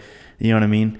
Yeah. So that's probably what happened. They ended up finding the license plate on a Ultra Glide somewhere else, and then, you know, it sucked. Fortunately, my friend had full coverage, and I just paid his deductible, and it didn't hurt me financially that bad, and he ended up making what he had in the bike. But it was just the principle of it. And, you know, when your friend loans you a bike and things like that, I really hated it, man. It put me in a weird place for a while, you know? But, yeah, especially because it's somebody else's bike. Like, if it's your bike, it's almost easy. So I feel the same. People always say, like, you know, I talk to people on social media now, and they're like, you know, when you're in town, you got to try my bike. So I appreciate the offer, but, you know, I'm not riding a CVO with an inverter front end. I'm not taking that chance. Like, I don't want to ride anybody's bike. I'm scared what could happen to it. But the theft was one thing that scared me about cross country trips on my bike now. So I literally went back and I reinsured my bike. I insured it for $70K because I'm not taking any chances, and I'm paying, you know, a lot in insurance compared to what I was paying for before. But I'm going to park at a hotel. I'm going to leave it outside. And if you steal it, you steal it. I'm going to build a new one tomorrow. You know. So like that's but theft is. You know, I think theft on a big wheel is one thing, but theft on a performance bagger, if you know what you're looking at, you're like, okay, I can sell that O-ring with this, I can sell that there, this carbon fiber here, these wheels there. You know, like, I'm in too deep to, and I know my bike will be a target. Because every dollar I put into it, I'm like, somebody's going to take it. The first person who has it. It's also about, like, it's also like, it's hard for people to you know, like when you're traveling, you're usually there quickly. You know, you're there. If you're like me, then you're showing up at 10 and you're out at 8 in the morning. So it's not like you've been out in town running around all the time. But yeah, you know, you should be fine with any of that stuff. I mean, fuck, man. Like people steal bikes obviously everywhere, but it's real. It's still, I feel like it's still pretty rare. You know, it's going to happen. You know what I mean? I hope so. And usually what I'm going to say is random or middle of nowhere, or I'll literally park my bike right. You know, I always disconnected my factory alarms on every motorcycle I've had, and then even this one when I bought it, and then like, you know, once I started building more, I'm like, maybe I'm going to put this one back on. And then, you know, you park it in front of the window, you park it inside. When I go to Laconia, I park it in the back, and you just don't tell anybody where you are. You know, and I'll cover my bike when it's parked for the night, not for the weather, more just that somebody doesn't ride it back and say, holy shit, was that a gold front end? Yeah. Like, I'm going to turn around and go back and see if it was. Because, I'm scared of theft. And, like, you know, the amount of work you put into these things, they're like, you know, for me, I don't have any kids. It's like my kid, you know, it's tragic if something happens to it. Yeah. But, you know, at least if it's insured, I can build myself an FXR King, which I really want to do. Yeah, I wanted to do another FXR as well, man. I really do. You know, I can't stress how much my FXR just changed my life in a sense, at least my motorcycle life. You know, it gave me a, I don't know, man. It was awesome. I don't know if it was because the bike was rare, you know, it might not be rare to us because we see it all the time now, but on the street, man, like people don't see that shit, you know, especially when you have a full fairing FXR. And then it was the first time I'd ever had a bike where it didn't matter if it was the baddest in the world or it just mattered that it was what it was. You know what I mean? And you had respect from people. You know what I mean? Like that was super cool to me. You know, just having an FXR in general, like you were in. It's not like if you buy a big wheel bag or buy a bag or put a big wheel on it and you're in. Like now you get to go be a part of all the drama on social media. You know what I mean? Yeah. So that's one thing. Is kind of like being in a secret club. It is. I mean, maybe it's different in California, but here it's like a secret club that, you know, unless you know what it is, you don't know. Like my buddies who don't know what an FXR is, if I post on there, right? FXR, they're always like, "The fuck is an FXR? Isn't that just a Dyna?" I'm like, "No, it's not a Dyna," and everybody says that, right? And anybody who's into FXR, it's probably like horrible when people hear that, but like that's what people say. And like it's really part of it's like being in a club that nobody knows about unless you're in that club. Yeah. And I totally see it. Yeah, it's strange because it's like I don't know if it's the best thing about FXR people in general is that they have this like cult type persona that's with the bikes that make them so cool, you know, or if they were to be like the opposite and then it would be like an industry full of people and it would like drive down the value or the you know, elusiveness or whatever the fuck it is about the FXR, you know. So I don't know, man. I think that there's some good traits in the people. I mean, which I've always said that the best people I know, it's not the best people you know ride a motorcycle. It's the best people you know ride a FXR is what it is. So I don't think that's definitely like a West Coast thing, I think, or, you know, Southwest. You don't see it as much. You know, my engine builder who is doing my 124, he's an FXR guy. Yeah. But I don't think unless you're a diehard Harley guy up here, people know what they are. You know, and people will call Dyna, they're like, look at an FXR. And I'm like, it's not a fucking FXR, it's a Dyna. Like, they give it a name. Yeah. You know, but I definitely think that's more of a, like, you go to I was going to say you go to Florida, you don't see anything but big wheels. And like New York all the way up the coast, you don't really see it as much. But it's like, I would love to have one, but they go for so much money. Even up here, they're going for so much money. It's crazy. There's a lot of really, like, in the world of FXRs, the East Coast and the Midwest is full of like some really big name guys that big name in the FXR world. They might not be big name like getting on, you know, all the repost pages or whatever in the world, but you know, they're big name in the sense of like they bring a lot to the community of FXRs, like, you know. And so it's just a wide range of guys, from young guys like FXR Mike to old guys that's been doing it forever. That FXR Mike's told me tons of these people that I don't remember, but you know, just all the stories, man. It's just a lot there, and I think what will really help other scenes, like especially like the performance bagger stuff, is that you just have a more welcoming like crowd of people and less shit talking. I know shit talking's fun and it's funny and it does, you know, it is what it is, but you know, realistically, if you want to help grow this, so if you're anybody in the performance bagger scene and you want to see it grow, you have to be somebody that's more inviting and not someone that's like, you know, pointing out the flaws or the whatever they might have or not have that make them quote unquote a performance bagger. You should be, you know, you have to look at it like, man, let's try to get as many people, because not everybody can afford a brand new 18 or 19 Road Glide, and definitely can't afford, you know, to throw $7,000 front suspension on it. You know what I mean? So anybody that's getting their foot in it needs to feel welcome for it to like stick and become a real movement, you know? But I agree with that. And, you know, when I post bikes, like I've posted bikes and people will comment like, you know, this bike doesn't have shit on it. And I delete the comment because, like, you know, anybody building something, if it looks cool, it looks cool. Even if it's stock but it has a T-bar on it, I'm okay with it if it's a cool shot because, you know, everybody wants to post a cooler bike and this and that. But, you know, like, so I'll take a bike that in my mind blows my mind away. And I'm like, this thing is fucking crazy. And I post it, like, and I want to see what kind of reaction it's going to get. It's like, okay, it didn't do that well. And then I take a stock black Road Glide with a T-bar and I get 2,000 likes.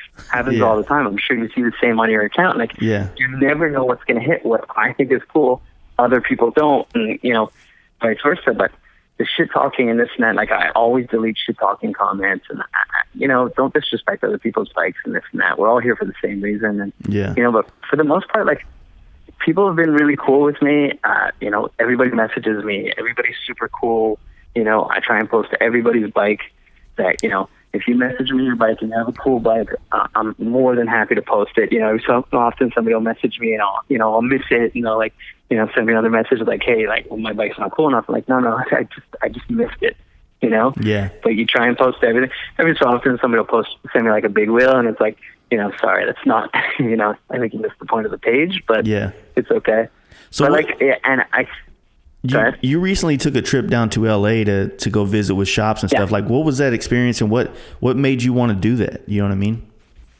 Well, I do a lot of business. So I own a company, and we do printing and millwork and signage, and we build trade show booths. So I was down in Vegas for trade show. I'm often in Vegas for trade show. We build trade show booths, we set them up, and I'm flying down to make sure the setup goes well. So I had a show last week in Vegas. So I flew down a couple of days before to LA just to like see a couple of places, and it was mostly to see Kevin because you know, when I bought my inverted front end, for me there was two options. There was Crossnose and there was Big Bear. You know, those are the two biggest players in inverted front ends. And when I got my Road Glide, when I said, okay, I'm gonna do performance baggers, like, to me that was it. It's got to go inverted front end, and you know, I'll be the first to admit that originally I want to do it just because it's bad as fuck. You know, it wasn't for the handling. Like, I could have got Legends. I could have got something that would work probably almost as good. And I think, you know, if you have an inverted front end, ride it really hard, or, you know. So, and when I you know, the first time I think when I did my inverted front end, like I said, I'm not trying to go anyway. Like, I have respect for everybody in the business. And the only reason I went with Kevin is because, like, literally I sent him a DM and he replied back within a minute. And he's like, here's my cell number. Call me whenever you want. And I'm like, customer service next level. For me, that's what did it. So, and since then that we you know, I speak to Kevin all the time. We text back and forth all the time. He's been nothing but cool. And I just have a great relationship. So I'm going to go to LA. I'm going to party for a couple of days. I'm going to hang out and I'll go see Kevin. I'd like to see it in person. Like, you know, I'm Mr. Proper Bagger guy. Let me see, you know, the people in the scene. And I wanted to see a bunch of places. Like, I wanted to go to Cross, but they're not that close to LA. You know, I went to see Santoro, who does crash bars and stuff, and he has a really cool shop. He's a super nice guy.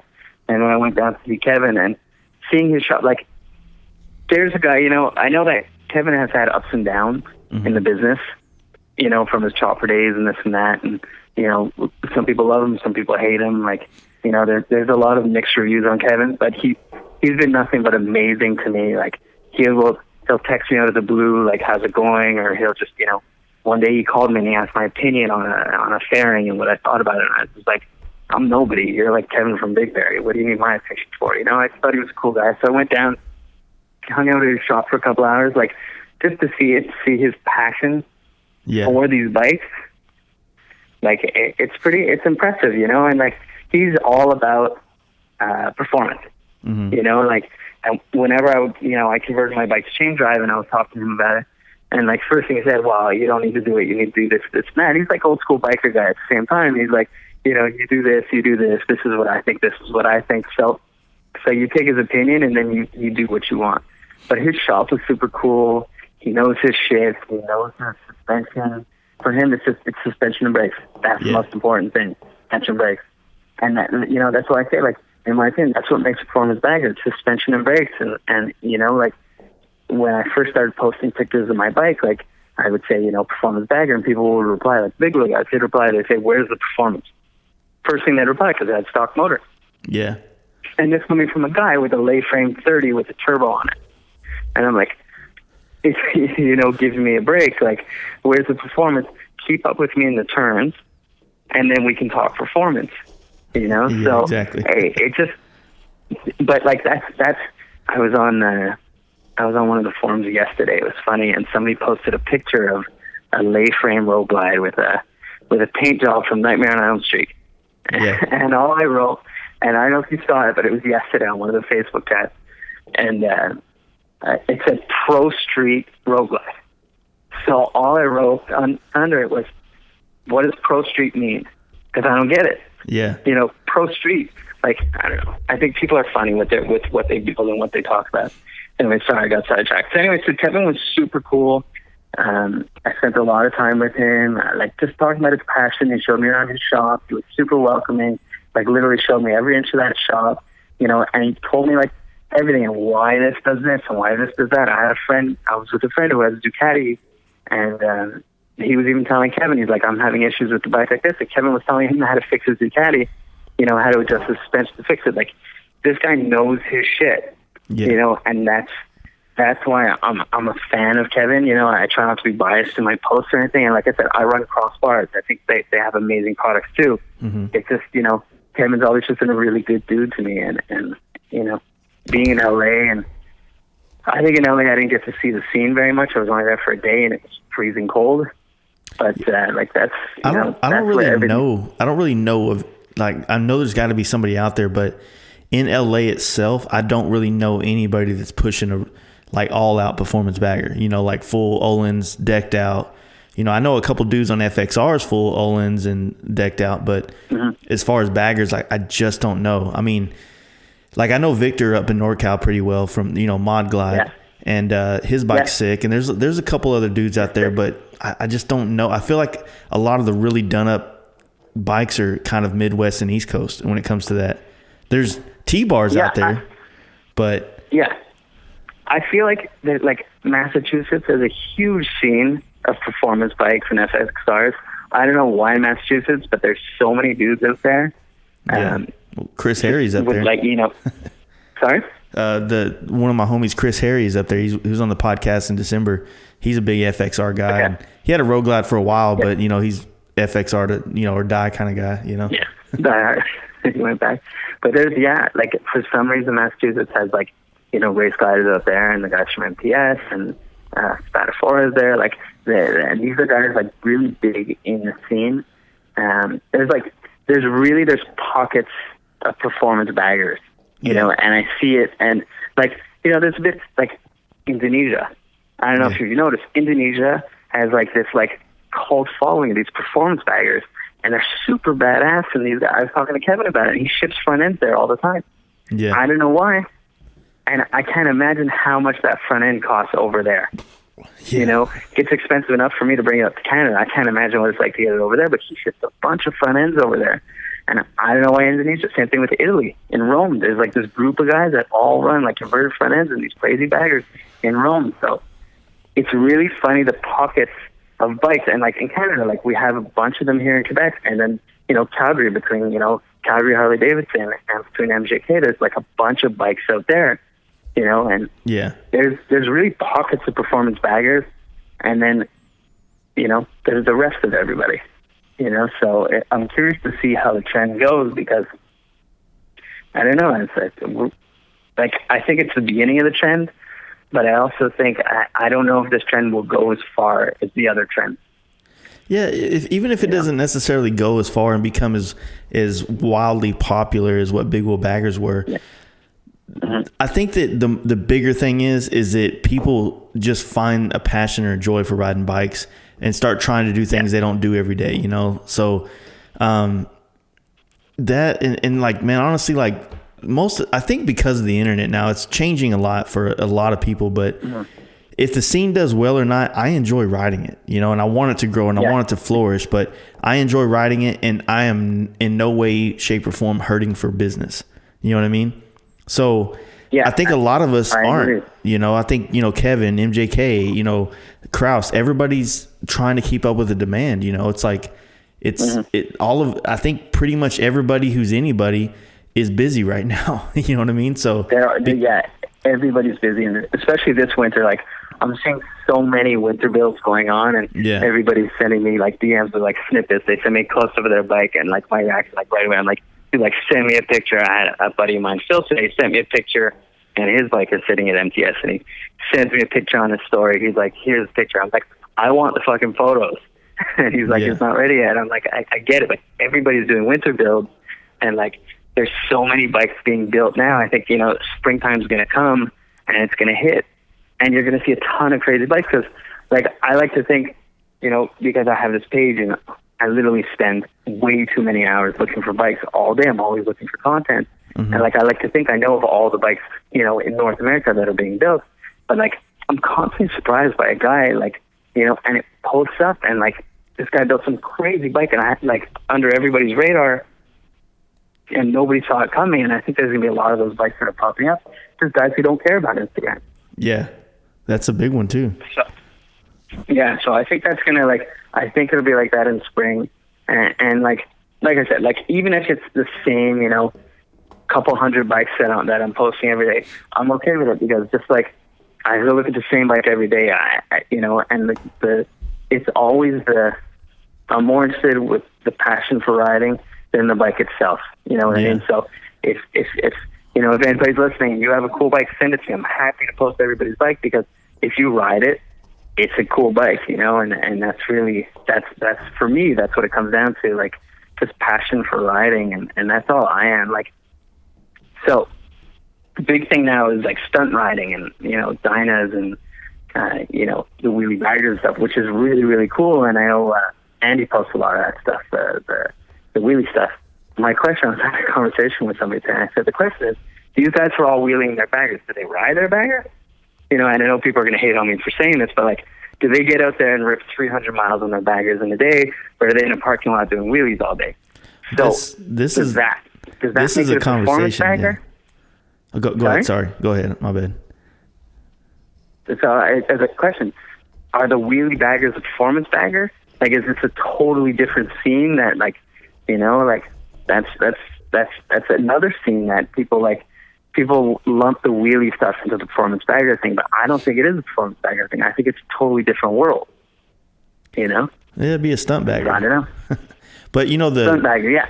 I think that what a lot of, like, the wheelie thing, it really brought eyes over to different types of bikes, right? Like, so when the Unknown started doing the shit back in the day, it brought a lot of people who were, you know, when it came to Harleys, was going the big wheel or the very show custom route.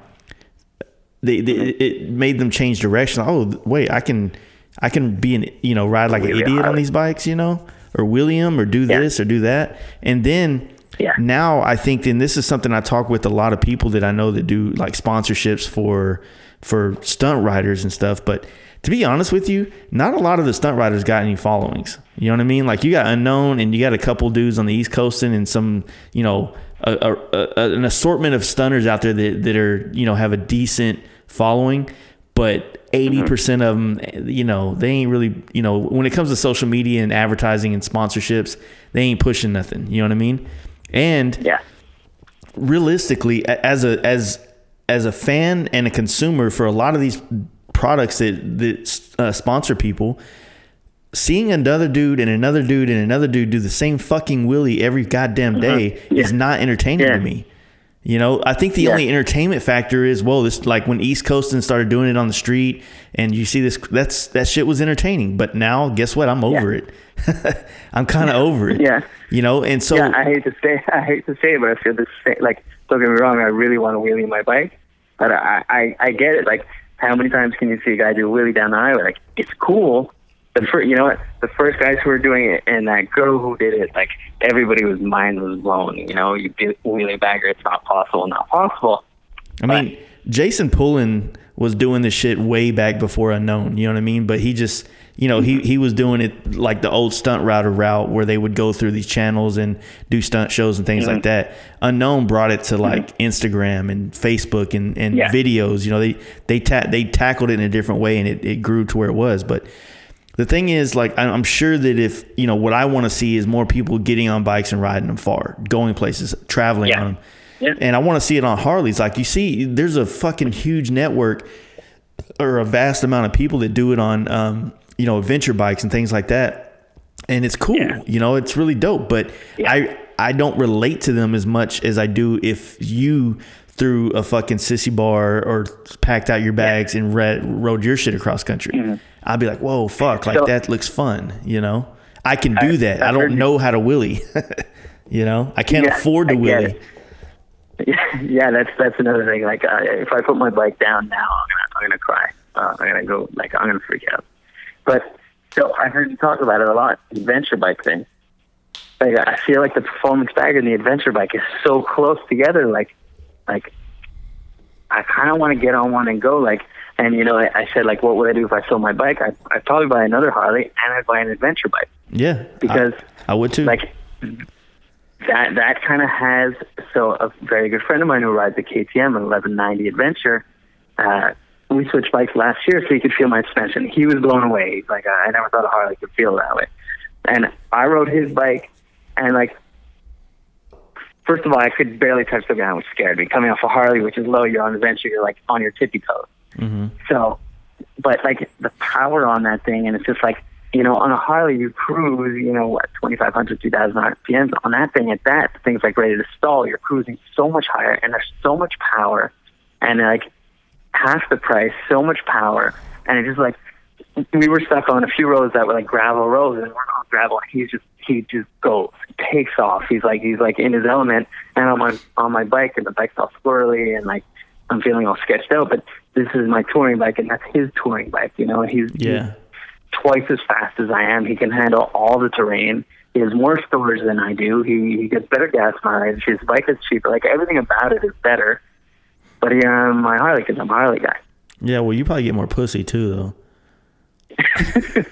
He does okay. He does okay too. But I get it though. I get it. You know, the adventure bike is dope. It really is. And I do have plans in my life to experience that and ride it. You know, but I feel like I still got about good 10 years left of United States, you know, in North America riding myself before I'll be able to afford to go anywhere else and need something that can handle. You know, to me, it's like, if you're gonna ride in America, I'm not saying that you I'm not trying to discredit adventure bikes, but if you're gonna, like, I only want one to go somewhere where my Harley can't go. That's it. You know what I mean?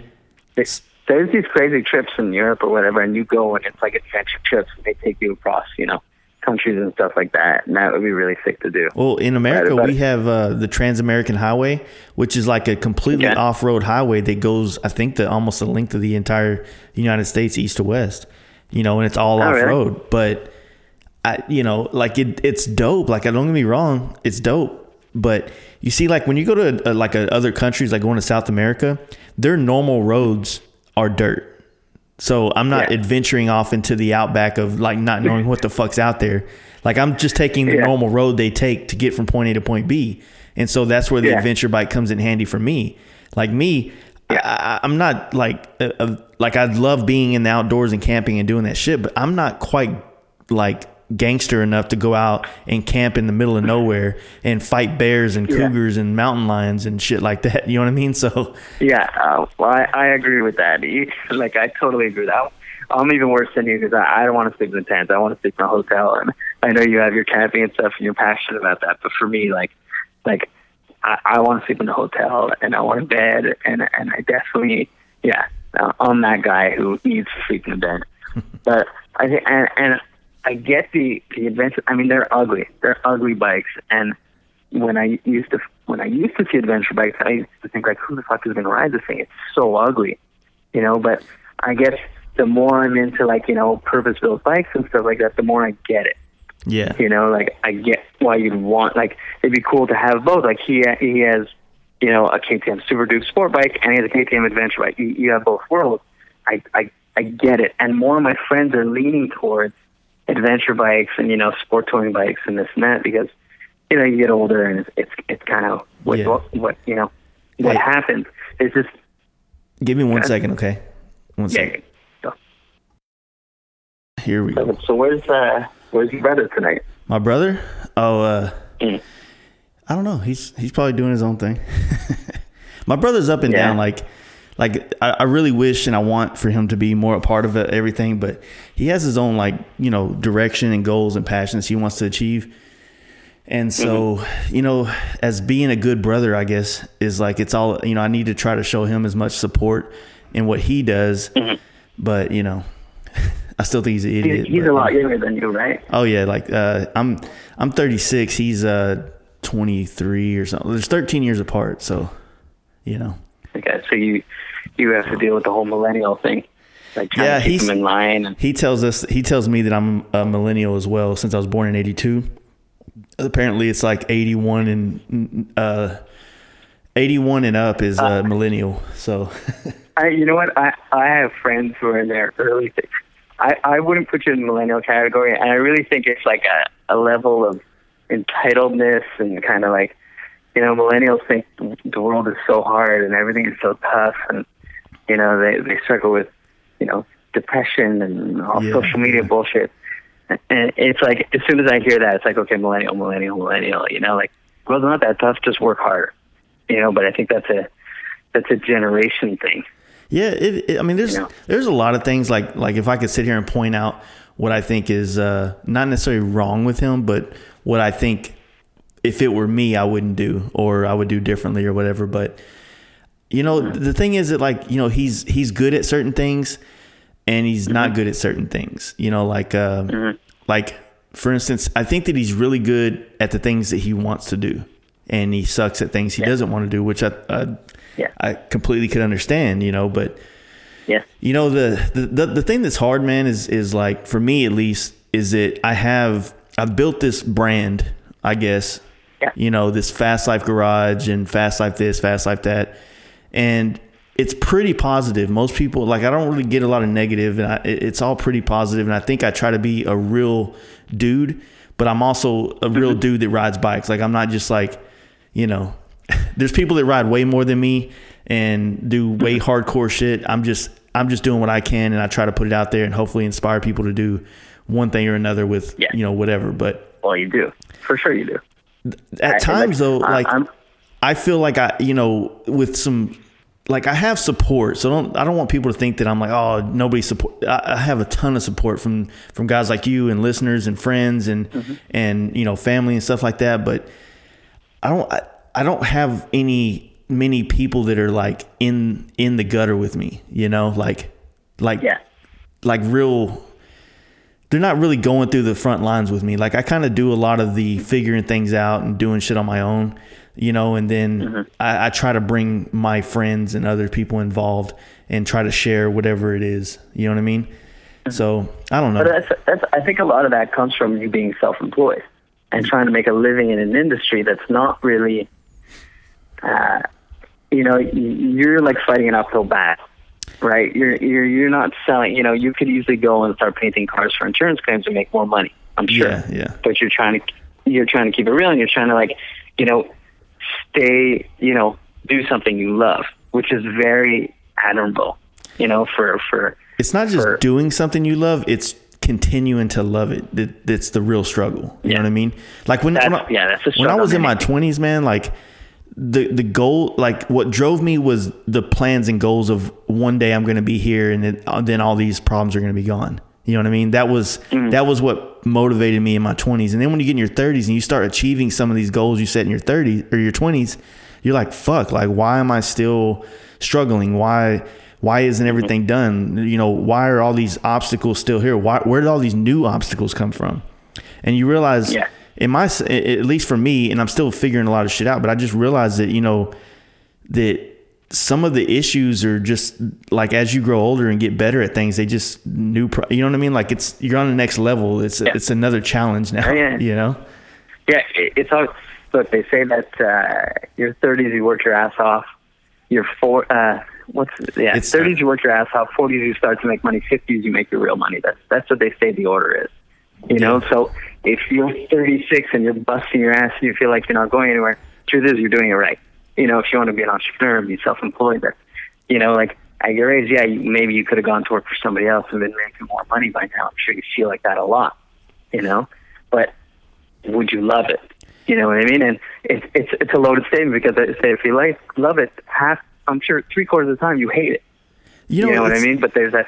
It's a weird thing, man. It really is, because it's not a money thing. It's not I don't have enough work thing. It's not everything that people usually say, like, oh man, you know, hey, work will come or money. It's not a money thing, man. It's figuring out how to be happy with everything and be content, you know, like that's probably the most millennial thing about me, I guess, is that everything is going well. You know, I have a great opportunity with what I do for a living, and you know, I have enough money to make out good, you know, and now here I am doing podcasts, trying to supplement my income this way because I enjoy it more, you know. But it's a weird working. I mean, it is, you have know, followers, you have your Patreon, it's working. Like, you know, I live 5,000 miles away from you. I listen to your podcast every time it comes out. Like, you know, so like it is working, even if you don't, you know. I mean, I feel like it is sometimes, you know, like I guess for me, sometimes is that what I hope people have figured out. If not, this is the truth, is I'm a very impatient person. You know what I mean? So it's a good quality in certain areas and it's a bad quality in other areas. So in one reason, it's a good quality because my impatience is what made me start this podcast. And the bad side of me is that sometimes when the growth isn't as quick as I expected it to be or want it to be, my enthusiasm gets up and down. You know what I mean? So, but realistically, you know, it's good and it's going. It's really a struggle of trying to balance the things that actually keep me, you know, a roof over my head and food in my mouth. And then things like this, where the money that we make off of this is usually in one form or fashion put back into this, you know? Dude, like, not to complain and not to sound like I'm being bitter about it, but man, sometimes you can spend so much time. And the other thing that's really starting to like annoy the fuck out of me, and I probably shouldn't even say this, but you know, I'll try to hopefully not get in trouble, but edit it out later. When I reach out to people about getting them on the podcast, you know, at this point now we have a really decent listener base, and it's most of the time when we release a podcast, it kind of runs its way through, you know, the social media networks, you know what I mean? And so when you reach out to somebody, like, I get it, not everybody listens to podcasts, you know, but some people just have no respect for my time. You know what I mean? I'm like, come on, man. Like, I'm giving you this free platform that you're not paying for, that you didn't, I wouldn't say you didn't earn it, because you earned it in a way that I'm reaching out to you to talk about it.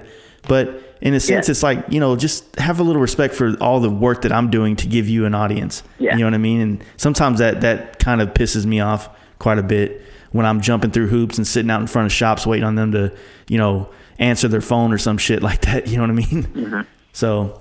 Yeah, but people, unfortunately, people don't, most people don't see past their own nose. Like, everybody's worried about themselves, you know, in the world we live in, especially in the social media and, you know, world we live in. And if you're speaking to anybody younger, like, you know, everybody thinks life is so hard and everybody's so miserable. What are you going to do for me? Like, is the first thing people ask you, you know, what are you going to do for me? But like, you know, like, I could tell you, I've been in business for 20 years now. I started my business in my business partner's basement.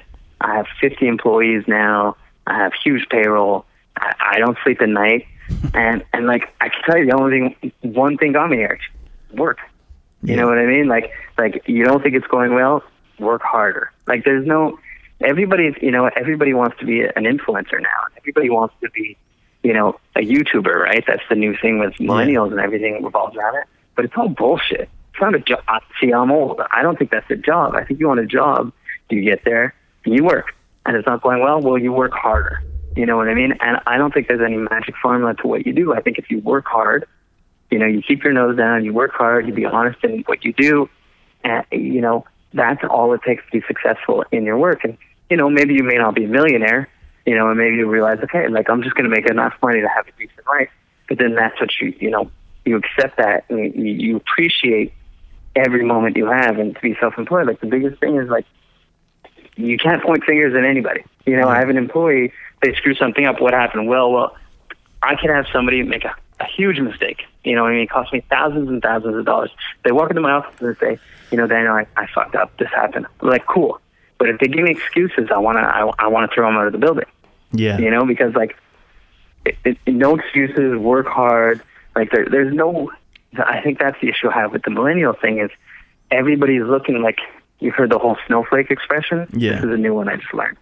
So like, it's like everybody's so delicate and this and that. And, you can't tell them this, you can't tell them that. It's like, fuck, I've had to change some of the hours in my building around millennials who can't show up for work at 9 o'clock in the morning. So I've changed my shift. And then when I change my shift to accommodate them, they get upset that I move their hours. like, dude, like I'm trying to accommodate you because you can't show up for work on time. And now you're upset that you have to move to a later shift. Yeah. It's like you can't win one way or the other. It's just like work hard, worry about yourself, make yourself happy, and that's it. Everybody's looking, I don't know. I have a really big problem with people who, I wake up and I'm happy every day of my life. And if I'm not happy, you know what? I'll make myself happy. I'm very much like a believer in life is exactly what you make of it. Yeah. Nobody's doing anything for you. Don't look for handouts. Don't look for anybody to give you shit. You want something, work hard for it. And that's it. Or accept where you are. But, I don't know. I think. Well, for instance, that's my little rant. I was hanging out with my buddy Mark from Texas Performance Day. We had lunch while I was down in Austin, and he's going through some similar things that I've been going through for the last couple of years, where he has so much work, but he can't. Mm-hmm. He has trust issues to where he doesn't want to just hire somebody to come in and do that work for him, because he puts so much effort into everything he does, from an oil change to a complete motor build, that it's hard for him to relinquish any of that responsibility to somebody that's an hourly employee or something like that. Or he just hasn't found somebody that has a real passion that wants to do the level of work that he does, and that's the same. And that goes back to like my issue. Like I am capped out with what I can physically do in a day, a week, a month, and a year. And I'm booked. I'm good. Like, I mean, I'm not saying I'm booked for the rest of the year, but I'm booked for months on end. So for me to do more work, that means I need somebody else that does what I know how to do. And most people don't know how to do that, or they don't know how to do all of it like I do. And there's just lots of reasons why it's hard to put someone in that position. So from a business standpoint, like I'm almost capped out of what I can make in my career with what I do paint wise. Like I'm not the cheapest. I'm definitely not as expensive as some people I know, but in honestly, I feel like what I charge for my shit is worth it. You know what I mean? As opposed to like, I know some people that charge, 15, 20 grand to paint a bagger, and the stuff is fucking badass. It really is. In my opinion, I think it's worth it from that particular artist, but I think that what I offer is valued like in the price range that I sell it. And at some point that might go up, but even if I was making 20 grand to paint a bagger, like that's only one bike a month. Like I just don't know. I don't know if that's happiness to me. Like it's being married to that one bike for so long would be kind of like, I don't know. It might be depressing. You know what I mean? In a way, like I like, I don't know, man. Like it's weird. Like business is weird these days, man. It's great. We have these means of getting so much work that we don't know what to do. But we don't have people that can come in and help us, because most people either they want to be who we are already. Like you said something about the influencers earlier. Everybody seems to want to be an influencer, but to me, an influencer is somebody that's been doing something for a while, and if you think about it over the course of like both your generation and my generation in this motorcycle industry, there's been hundreds of different influencers that's influenced us to do a lot of things, like that guy with that bagger that you sat behind at Laconia that made you look into that. Or whether it's Jesse James building shit, and now how many people started working with their hands after they saw him doing what he was doing. So there's a market for it. I get it. Like, there's a market for you if you earn your status as an influencer, not just because I don't think that being an influencer is cool just because you have a lot of followers. Like, you can get that by showing pictures of other girls' asses or, whatever. But if you're actually living and doing shit and creating content that's real, like real, like, to me, I think that's fair, in a sense. But you obviously we all see a lot of people that just start, they start repost pages, or they start just taking pictures of, whatever, and putting long readouts behind it. And now they're an influencer. They've never ridden anywhere, or, they've never really done things that they have stories to talk about. You know what I mean? So I don't know. It's weird. It's hard to judge. It's really hard to judge. I hear you. The one thing, the one business advice I can give you, if you're struggling with your business, like, my business partner he's about money. That's it. He doesn't give a fuck about anything. Do we make money? Yes. Do I make money? No. Okay, it's gone. Like every decision is based on that, no emotion. So when we were in business, probably like 15 years ago, after like 5 years business, like, he used to say to me, he's like, I used to say, look, we're doing pretty good. We make decent salaries. We do this. And I used to say, we didn't do shit. All we did was make ourselves a job. So you have to ask yourself, did you create a business, or did you create yourself a job? Yeah. And that's kind of fucked when you think about it, because most people just create themselves a job. You know what I mean? And a lot of times you can be making more money somewhere else doing a similar job. You may not have the freedom, you may not have this and that. It's difficult for you because you're very specialized. You know what I mean? And you're an artist. So, you're very much in a different categories than I am, for sure. But, the only way for you to make more money is to charge more. Yeah, exactly. I mean, I try to be better at what I do. I constantly work at my skills to put it like this. Like, I want to be more valuable because of how skilled I am, not just because like, my value doesn't go up based on my followers on Instagram. It goes up based on, like, fuck, man, like, I'm nailing this shit now. Like, it's worth that kind of money. Now I'm going to raise the price to here. You know what I mean? Yeah. Yeah. The problem is, as soon as something goes bad, everybody's going to blast you on social media, right? Yeah, but, that's the point. I give a lot of advice to a lot of other painters all the time. And, one thing, like, kind of in line with what we're talking about is the patience thing. Like, people, especially with social media, is it like every day you open your fucking Instagram and you're following guys like, maybe it's me, or maybe it's, Lucky Strike or Poland, or all these fucking, like, amazing painters that constantly push the bar to where even guys like me and friends of mine that are way more talented than I am, are like, fuck, man, like, these motherfuckers, all in good love, but these motherfuckers just raised the bar again. Now we all got to do it this way, And, but I think for a lot of, like, beginner people getting into it, is that they see all this and they instantly want to jump into doing Silverleaf and the more complicated things, as opposed to honing the skills of just putting out quality work, even if the level of difficulty of designs or creativity is very simple. You know what I mean? Like, if people focus more on the quality and took pride in the quality of what work they do, rather than the elaborateness of what it could be or what it is, then people will find more success out of that than they will out of just, oh, look, it's leaf too. Oh, and I airbrush, but it all looks like shit. You know what I mean? Yeah.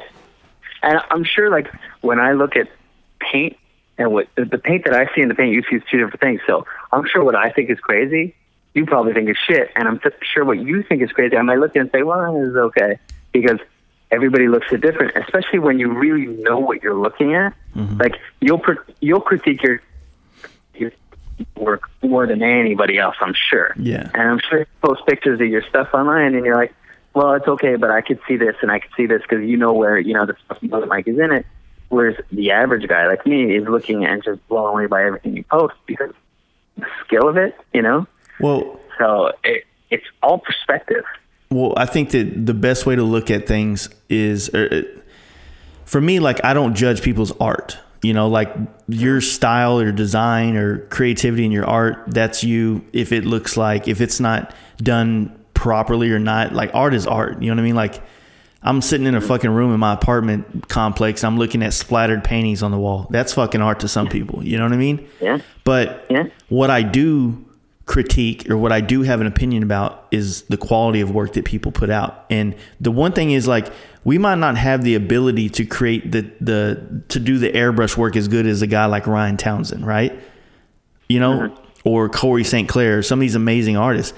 But we do have the ability to put out the quality work of just the finish work, the prep work, and all the things that people don't find that interesting to do is what makes or breaks paint jobs to me. So you can have Corey St. Clair's airbrush work on it, which is one of the top airbrush artists in the fucking world.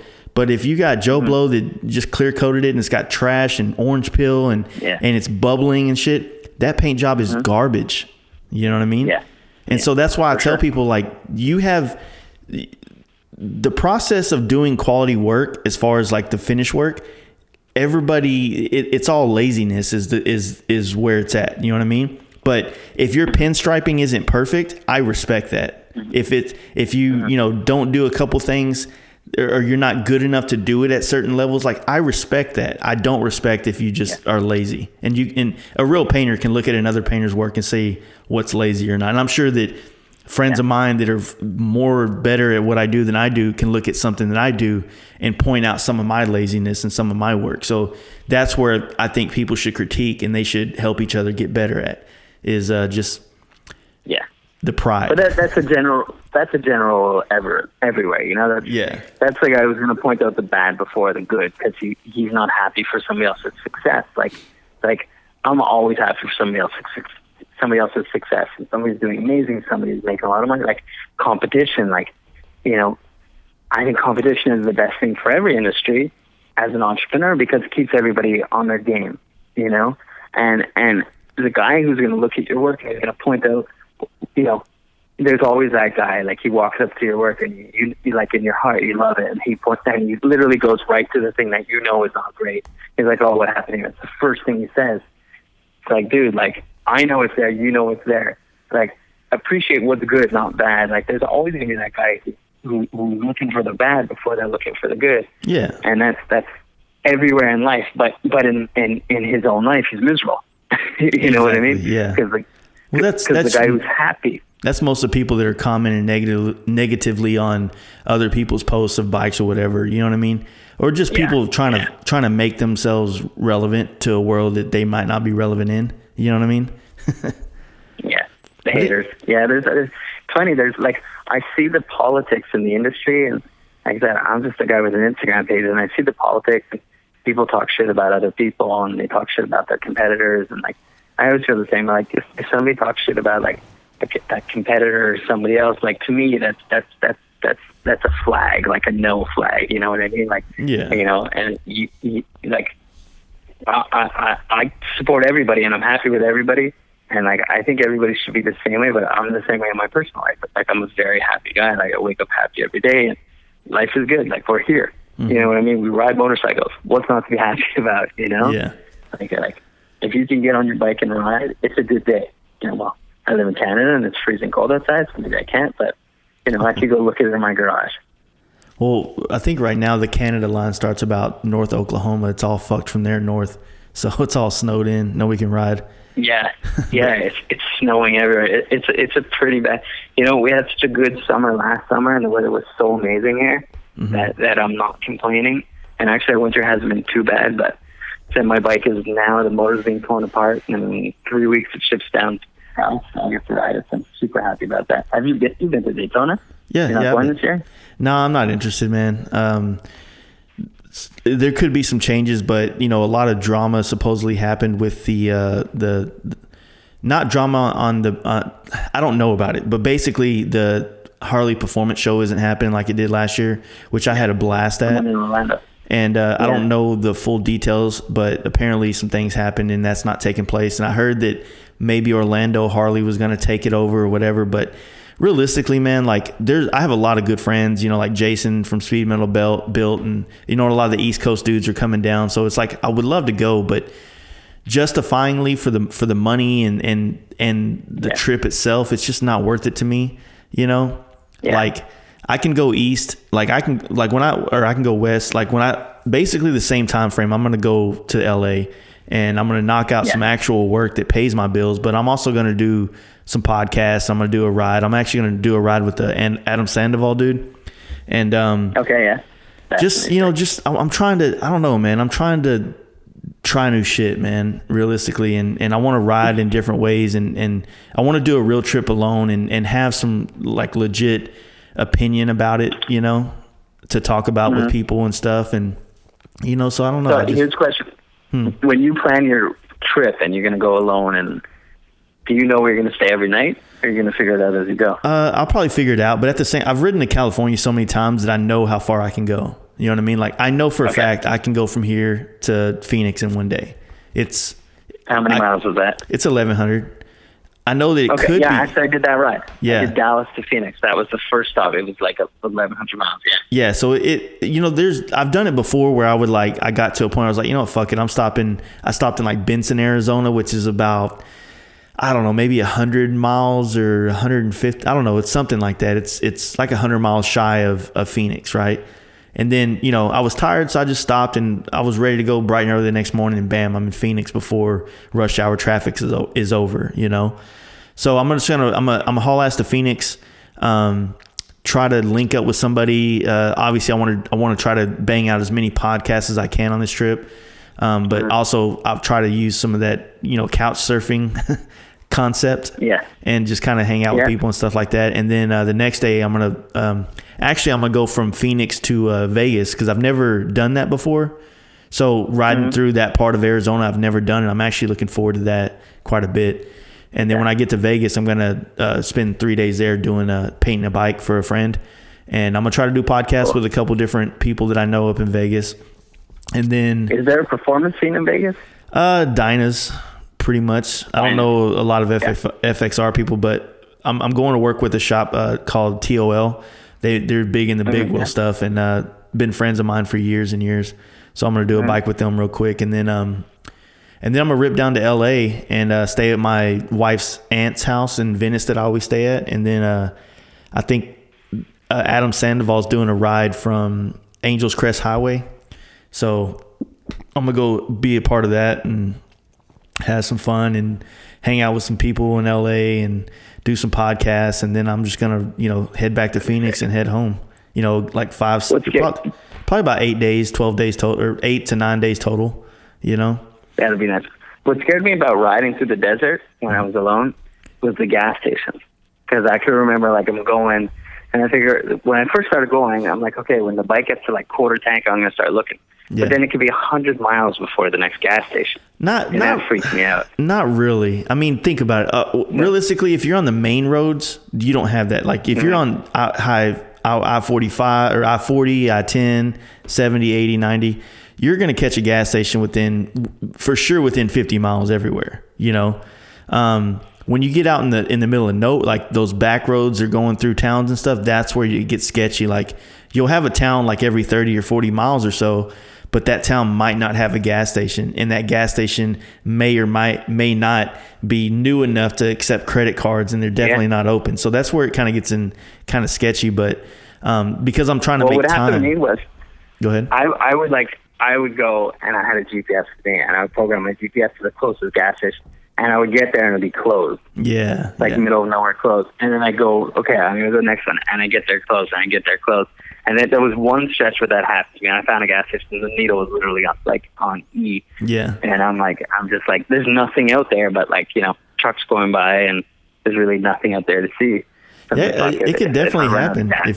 If you don't plan it right, it could definitely happen. If you don't plan it right, it could definitely happen. But on a bagger, on a 5.5 gallon tank, you're roughly going to get about 200 miles out of that tank at least on the highway. Yeah. So really, I mean, maybe you can't do 200 exactly because of that situation, but you can find like there's been times where, like say even whenever we did on the FXR where we were only getting 120 miles to the tank. There's been times we would gas up and we would ride 35, 40 miles and gas up again just so that we can make the next stretch, which was 100 miles. You know what I mean? Yeah. So it's all about planning. And if you have a cell phone, and especially if you know how to listen to podcasts, you know how to fucking figure that out. If not, you deserve to be out in the middle of nowhere. Yeah. So what are your plans for the bike? Well, realistically, trying to fit, like, for sure, my whole goal as a rider this year is to push my abilities as far as cornering and riding aggressive. And it doesn't, being friends with guys like Steve Chamberlain and fucking Mark from Texas Performance it's cool to have buddies that can ride hard like that. But now seeing them do it, I want to do it. I want to like up my abilities in that aspect. So as far as that translates to the bike, I don't want to, I wouldn't say that I couldn't go full all-in suspension. I'm sure I can move things around in my life to be able to afford to do that stuff. But as far as like to give an accurate assessment of people that want to do this or get into this scene of bike, me personally, I feel like going with something like Legends or Progressive or something that's more physically or financially manageable for a lot of people, and trying that and working with that. And then maybe as I get good enough on that type of suspension, if I feel like I can get to the breaking points of that, then I'll highly consider going up to the next level. But I think for the most part, my goal with the bike is to try to do what I can to promote this scene of performance baggers, but maybe doing it in a way where it's more personalized and it's not all about just what is, super expensive or, you know what I mean? Like it. That's the performance bagger scene. It's a little bit of I guess it's a bit like the big wheel scene in that way, in that people are seeing who could build, but the baddest, most expensive bikes are not because they're trying to outdo each other or bling each other. It's just because to build them properly, it takes a deep pocket. It really does, and you do as much as you can. But it snowballs. Yeah. So you start. You're like, I'm going to do this. I'm going to do this. Before you know it, you're $10,000 in, and you look at the bike looks stock. Yeah. You're like, I didn't do shit. And it just keeps, it goes and goes and goes, and it just never ends. Yeah, it doesn't. And it's, like I said, though, a lot of it is just, for me this year, is just pushing myself to ride more and ride more aggressively and whatnot, which could result badly. We'll see. But safely but aggressively. Yeah. And just to get out more and do stuff. And also, we're really trying to launch more like video stuff and video content with like riding. We thought about doing a video podcast, but it's just too complicated to pull it off. And we do so much on-site podcasting and in random locations that setting up videos would just be a fucking nightmare. But the one thing I noticed that like me and my friends, when we sit around and talk about just what we like and what kind of content that we like to look at, there's not a lot of video of any of this shit. There's not a lot of video, and I know that it's very complicated to pull off. So I'm not saying that everybody that out there doing shit because they don't do video, then they're fucking gay. But I'm saying that like that's kind of what I think a lot of people want to see. They want to see our type of bikes, whether it is Dynas, FXRs, or performance baggers, and they want to see people doing shit on them, living a life on them that's fun and interesting and inspiring. And I we've been looking and can't really find many people to do it. And the ones that are doing it, they're really not in this scene in that way, So we're like, fuck it, we might as well do it, So that's kind of what we're trying to launch here soon, Well, you see that with the chopper community a little bit. They're doing videos. Camping, like living the dream, in the desert, whether it looks pretty amazing. Shit. And I remember Harley did that a couple years ago. They had that show. I don't remember the name of the show. And they were showing the people from different countries riding city to city in different countries. And that was pretty tough. I see it. Like there's a big market of people who want to see it and want to watch it. I totally get that. But then you got to find the people who want to be on TV or want to be on the video, want to be on the channel. Yeah, wanting to be on there. So it's kind of like, we've been, me and my brother actually been talking a lot about different things we've been considering doing that's, not necessarily a magazine, but maybe trying to think of what would a magazine be in this digital age.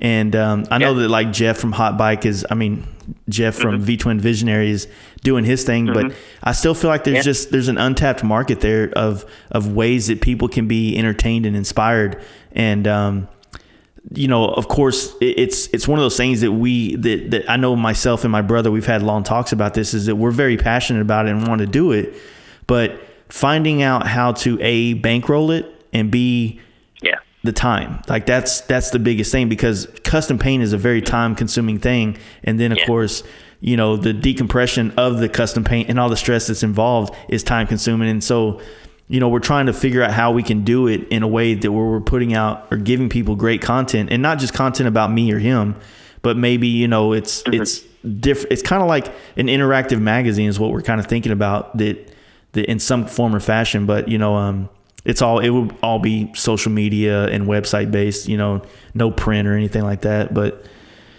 you know, it's just like I said, man, there's a lot of ideas. It's just bankrolling things is really just the Achilles heel on the Fast Life Garage front. You know what I mean? But I mean, there's nothing wrong. Like the Fast Life Garage is literally just you and your brother going around shops and riding and stuff like that. I mean, it's a very different world than I grew up in, you know, where you wait for the magazine to come out, you know, same time every month, like a Tuesday every month, that magazine comes out and everybody, you know, running to the store to grab it. And now you're trying to think of, you know, online magazine and online video and this and that. And anybody literally could have a TV show if they want to, you know, if you can put the resources into it. Exactly. It'd be sick. It'd just be, I see what you're saying. You got to do that and balance your wife and your business and your children. Yeah, and you know, like I said, it realistically, it'd be awesome if like all this type of content that we're doing, I found a way to make honest money doing it. Like not that any of it's dishonest, but you know, just to where it could supplement enough of the income that I need to make to live and afford to do all this stuff. And then I could downsize the paint side of it, which would also make the painting part of it much more fun to me. You know what I mean?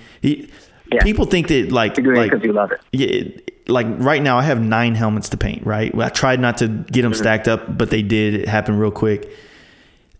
Doing the 9 helmets is not that long. Creating 9 custom paint jobs on these helmets is really the bottleneck for the process and the flow. And I keep telling people all the time, man, it's just hard. I don't have thousands of ideas in my head or thousands of done custom paint jobs in the back of my head. And I don't want to just throw shit out there. Like I want my helmets mean so much to me that if you get one for me, I want them to mean that much to you. And the only way it's going to really do that is if I do a good job at what I'm doing. So, you know, it's hard to come up. It's hard to be super creative and, you know, it's hard to really just knock each one out of the park. And that's what I kind of try to do. And it kind of bottlenecks me into of getting things done and making money, you know? I have no idea how you come up with ideas. Like I said, like, you know, you're in my eyes, you're 100% an artist. Like anybody who says somebody who does anything creative, I couldn't even imagine you have 9 helmets to do. For me, an average Joe who's not an artist, not creative or anything, you're like that sounds daunting. Like I couldn't even imagine coming up with 9 different ideas. I see one of your helmets, I'm like, how the fuck did he come up with those ideas and that scheme and that print? So like you got 9. So yeah, maybe the first couple will be cool, but then how do you get to the 4th or 5th?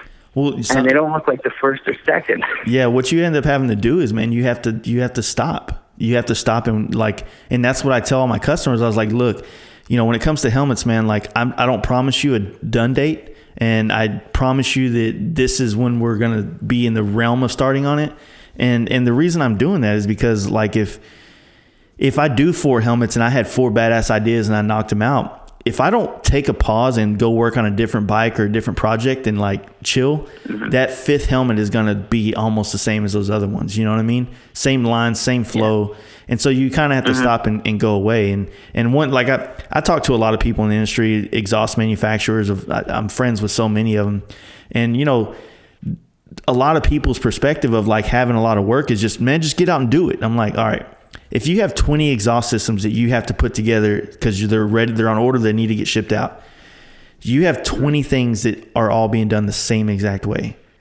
it's going through the motions for you. Just do the exhaust, put it, weld it, assemble it, box it, ship it, weld it, assemble, box, ship it, you know, and not to say that that's not an art form in its own fashion, but you're not creating. I mean, there are people out there, but most of the people that are like banging out 20 exhaust systems, they're 20 exhaust systems that they have jigs for and they've already designed and made. Yeah. So they make one. It's like if I almost did one helmet and then I sold that helmet to everybody in the world, and I did them hand done. They're all hand done. Yeah. But it's the same fucking helmet every time. Like nobody would pay for that. You know what I mean? For me at least. But that's exactly. Well, shit, we just lost him. Yo. What's up, man? He dropped. It's okay. But what I was saying is, it's got to be tough because every time you paint a helmet, the guy who's getting it wants it to be nicer and meaner and badder than every helmet you've done before. Yeah. It sucks, man. Like right now, like a lot of people have hit me up for helmets, and I've only allowed some of them to come through. And even now, like ones that I said, look, you know, you just bought the 9th helmet or the 10th helmet or whatever spot that we have, and realistically we might not even be touching this helmet until late March. You know what I mean? Yeah. And they're like, oh man, I was really hoping to get it for Daytona or something. Like, dude, like we'd already like it's not happening. You know what I mean? Like not even kind of. You know what I mean? And it's not that I don't know, man. Like it really is tough to kind of run that. That's why I like talking to guys like Poland. Like I envy a lot of different painters for a lot of different reasons. Like one thing about a lot of painters is some of them have like what motorcycles is to me is what painting is to them. You know what I mean? Like I love painting. Yeah. But if you said, hey, dude, you want to chill in the garage and do some custom, you know, helmets all weekend, or you want to ride across country, man, you guys have a good time. I'm going to go ride across country. Like that's the difference between me and a lot of people. So it's but you're telling me like that guy Poland, that's the name, right? I was listening to him the other day. You're telling me he loves it so much he just wants to sit around and paint helmets even in his spare time? Maybe not him, but I know a lot of painters that are like that. You know, they don't really have they're not really drawn to a motorcycle or a car or anything. They're drawn to canvases, whatever the canvas is, that's what they're into, you know, because they're really into painting. And I have a lot of respect for that, because there was a point in my life where I was that way, you know, but I found motorcycles, man, and I fucking love them. You know what I mean?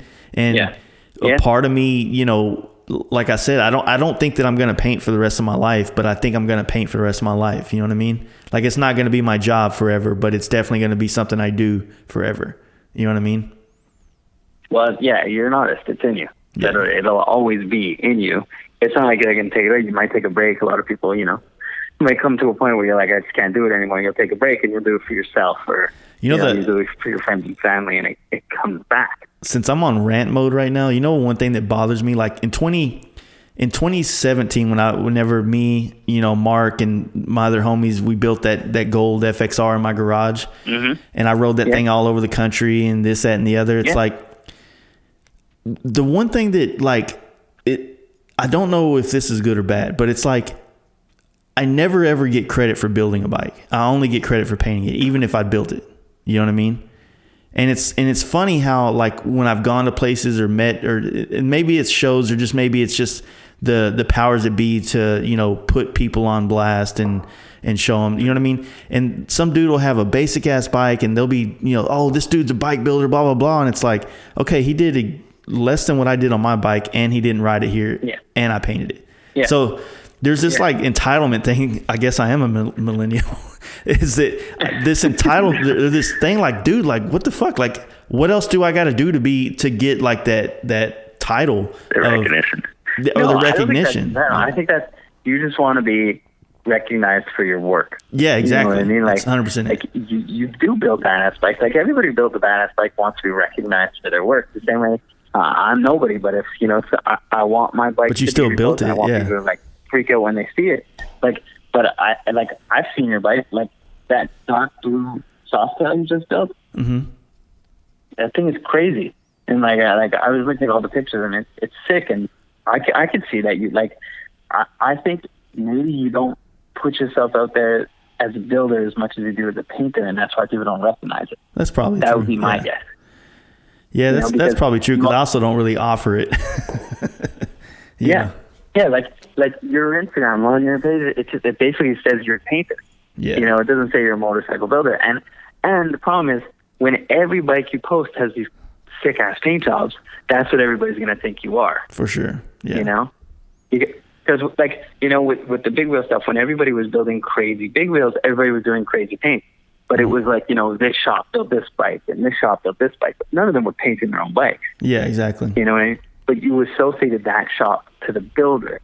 So you're a painter and then a builder, whereas the other guys are builders, and then the painter doesn't get the recognition. Yeah. You know? But it's all how you sell yourself, right? It's all perception. Everything is perception. For sure. You know, yeah, that's a good way to look at it. I wasn't really looking at it that way. Yeah, I mean, and there's levels to it, obviously. I mean, there like my buddy Adam Garley can, you know, he has abilities that I don't have. As you know, when I look at it like this, like as builders, you know, if somebody's building a bike, some of us all have different like talents to bring to the table. You know, like one dude might be a really fucking master, you know, motor guy, and one dude might be a really master fabricator, and one it just, you don't really hear those fabricator, this. You never hear he's just a really badass painter that builds badass bikes. You know what I mean? It's just like it's never in the hat, I guess is what I was saying. Because I know other painters that do, and they don't really get recognized for it either. But like you said, I don't think that we all put ourselves out there that much in that way, like you mentioned. So that makes a lot of sense for us. But at least you're recognized for the paint. I feel like paint is an underappreciated business. You know what I mean? Because everybody's looking at the bike saying, "Oh, that bike is crazy," and the paint's cool, but they're thinking, "Who built the bike?" Right? You see some crazy bike on Instagram, you're thinking, "Who built it?" I know I am. I see some crazy, and you're probably thinking, "Who painted it?" But me, as a regular guy, I'm thinking, "Who built the bike?" That's the first thing. So it's like, it's kind of how you present yourself, you know, like you're looking at it from we're looking from two different point of views completely. Does it not seem like, you know, especially from your position of like doing a lot of the reposting of the bikes and stuff, does it not, I mean, correct me if I'm wrong, does it not feel like there's more individuals building these bikes than shops? Yeah, I think the performance bagger thing, yeah, definitely, because it's a lot of bolt-on parts and it's not custom. You know, with the big wheel, it was custom stuff and cut necks and cut this and cut that.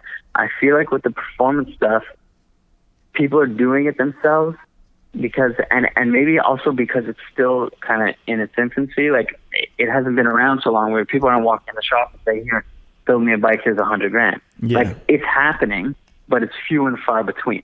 You know, and like, so now the guys who are building these bikes, it's funny, I was talking to Will Race Glide. I'm sure you know who Race Glide is. Yeah. So I was talking to him today and we were talking about our front end because I had a question about my fall away, and we were talking about how our fall aways, you know, how similar they were and comparing, you know, stories. Tim, you had to do the work yourself. I don't necessarily think you should put an inverted front end on your bike unless you install it yourself. That's my opinion, because I installed it myself and I understand the fall away and I understand how it feels and I understand how it works.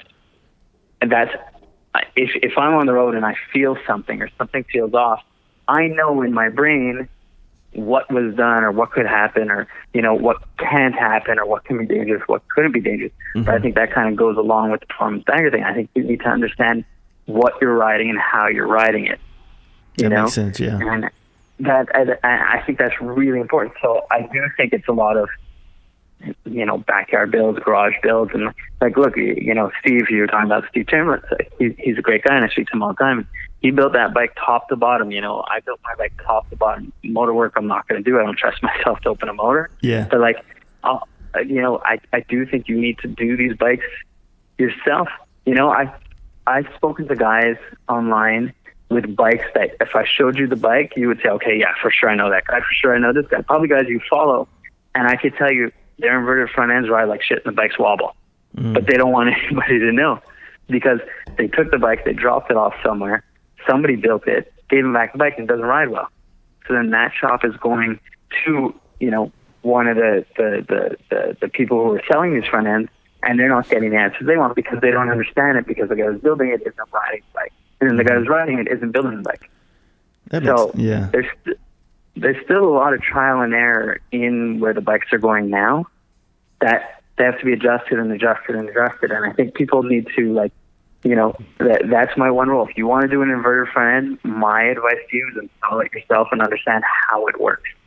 Well, and before you do a front end. Or you need, I think that probably, on top of that, if you look at some of the shops that are leaders in this aspect, like MJK and Dell, Big Bear and Kraus and whatnot. I think it also, it matters if you're local enough to a shop that is an expert in it. They knows how to adjust it and knows how to give, it's a more interactive relationship you're going to have with the shop. So like I said, a guy like my buddy Mark from Texas Performance, someone that literally can damn near put his knee on the ground on a Harley, is going to be able to help you and walk through what to do, how to do it, what to feel. And like, you're going to get a more interactive experience, because not everybody's going to be able to have the tools or the know-how to put a front end on, what I mean? But I do agree. But how many guys are like Mark out there? Like, a lot of guys are buying their front ends and having a dealer put it in, or having some local shop put in. Like, how many inverted front ends are there on touring bikes in the world? 50, 100? Exactly. So that brings me back to another point, because, from day one, we've always pushed on this podcast to support local and brick and mortar shops. And I know that people on here have tried to find, in their areas, brick and mortar shops that will cater to the needs and things that they want. And, it's not as accessible, like not every shop in America that works on Harleys gives two fucks about T-bars and suspension. You know what I mean? That's just the truth. Yeah. But, it doesn't, it still doesn't mean that you can't look, and these shops aren't going to start popping up. There's probably somebody in there that does know about suspension, but it just hasn't been their source of income for the last 15 years due to air ride and being low. You know what I mean? So. But I agree with that. Like, I definitely agree with the brick and mortar thing. I mean, my personal business, I make money off brick and mortar retail. Is my business. So I definitely get that. I just, where you are, it's probably easier to find these guys than where I am, and like, you have to go to the old school builders, and there are a lot of old school builders who really know what they're doing. But then a lot of times, Harley guys are stubborn, right? So you take a Harley guy and you say, here's my bike. You're an old school builder. I want to put an inverted front end on it. First thing he's going to say is, get the fuck out of here. He doesn't want to know anything about it. So, the one thing, kind of a fun. The one thing I've realized, and this is because of social media, is how small this country is. You know what I mean? Yeah. So for the most part, if you can afford a bagger and you can afford a front end, for the most part, you can afford to take your bike somewhere out of state or whatever to get it worked on and get it done. Like, it's not gonna, I'm not saying you have to, but there are plenty of shops out there that know how to do it. And maybe you're in Oklahoma and there's nobody, so you got to go, a couple states up to Hoffman, or you got to go down to Mark, or you got to find somebody, or Boosted Brad a couple, states over. Like, there's relatively somebody within a day's drive, you know what I mean? Somewhere in the country, but it also, I don't know, man, like, I guess I can't speak for the customer and the shop. I just feel like that, I like seeing brick and mortar shops and less internet companies that are just selling shit online, personally. But, I also understand that those brick and mortar shops have to be personable and be able to take care of the customer's needs and whatnot as well. I do know that a lot of shops don't like doing internet conversations that much. Like, if you're a legit shop and you're busy, you don't have time to chat room with a customer all day. Like, hey, dude, stop by the shop. Let's talk about your bike, or not. You know what I mean? In some aspects. But yeah, they don't want. But that's unfortunately the way business goes now. You know what I mean? Like, if you want to have a successful business and want to have customers, you have to have a good Instagram account, because that's where people are going to find you. Like, Facebook is dead. Traditional advertising is dead. If you want people to see what you do, that's kind of, especially in something like this, where it's like, you're dealing with an end consumer who is looking for somebody to build his bike. If you're somebody looking for paint online, they're going to just spend the night looking for painters till they stumble across your page. Yeah, I'm sure you get tons of your customers. It's just they literally stumbled across your Instagram. I would assume that's where a good chunk of your business comes from. Yeah, for word of mouth and the podcasts and stuff. But that's kind of, that is the world we live in. And it's also tough because they could stumble across the page of a dude who paints in his garage, but you won't know until you'll never know. You'll ship him the parts, paints in his garage, and ships it back to you. Yeah. That's what happens a lot, you know. There's a lot of different, you know, like you just said, man, like it's a completely different world now. And I think a lot of shops and a lot of people are just finding out how to capitalize and work with it in the best way, you know, but I have to agree, it is kind of complicated. Like it's been great for us because we don't do any advertising other than Instagram and whatever that translates to. And for the last couple of years, we've been like stacked, you know. I've done crackhead shit in my career to help boost things or boost certain things in paint that I want to get going. And it's always worked out, but I don't know if it'll always work. But, you know, like it's just a different world, man, as far as advertising is concerned. Yeah. You know? Yeah. Like if you sell exhaust systems and like put like this, I'm about to ride across country in 2 weeks, right? Mm-hmm. So if you wanted exposure, when I go ride bikes far, I get a lot of, you know, attention, you know, I don't know how to say that without sounding weird, but people, you know, I get followers, I get this, I get a lot of questions, I get a lot of videos, I do a lot of stories, I do a lot of this. So that's a lot of, you know, if I got a Simpson helmet on and I'm doing a lot of videos and talking about it, that's a lot of fucking advertising for Simpson right there. You know what I mean? Yeah. And vice versa to whatever I've done to my bike. And if I talk about it and talk about how much better it is because of this, or if, you know, honest advertising is like, dude, it just doesn't work for me, you know? And that's one thing I've always said, that if I get into doing more stuff that, you know, I was going to be honest and just be like, hey man, I don't care how much money you're paying me or how much shit you're giving me. If it doesn't work, it doesn't fucking work for me. Not saying it's a bad product. It just doesn't work for me. You know, I don't know where that's, but I mean, like, I knew who you were, and I saw before your podcast, I followed you because of your paint work, you know, and then I stumbled into the podcast. Like, you know, we live in a world where everybody's following people they don't know for no reason at all, because they post like everybody's following women. Like, how many girls have Instagram accounts and are trying to make a living out of this? It's crazy to me. Like you do nothing, you're doing nothing, but you're posting a picture of your ass and you want people to follow you. Like, you're in for a rude awakening when your late 20s hit. You know what I mean? When you have to get a job.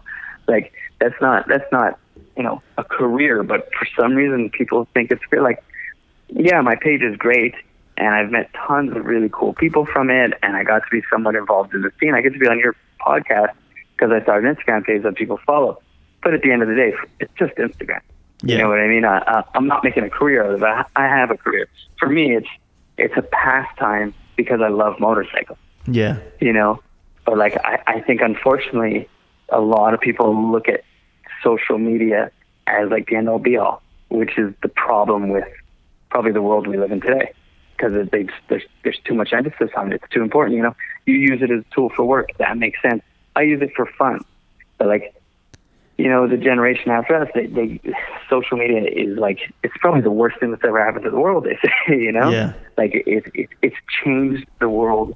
I said this not too long ago. I think social media is one of the biggest changes this world ever has seen since, like, you know, cell phones or a computer. Like, people don't realize how much the shit has changed the world. And, you know, aren't suicide rates at an all-time high with millennials because of social media?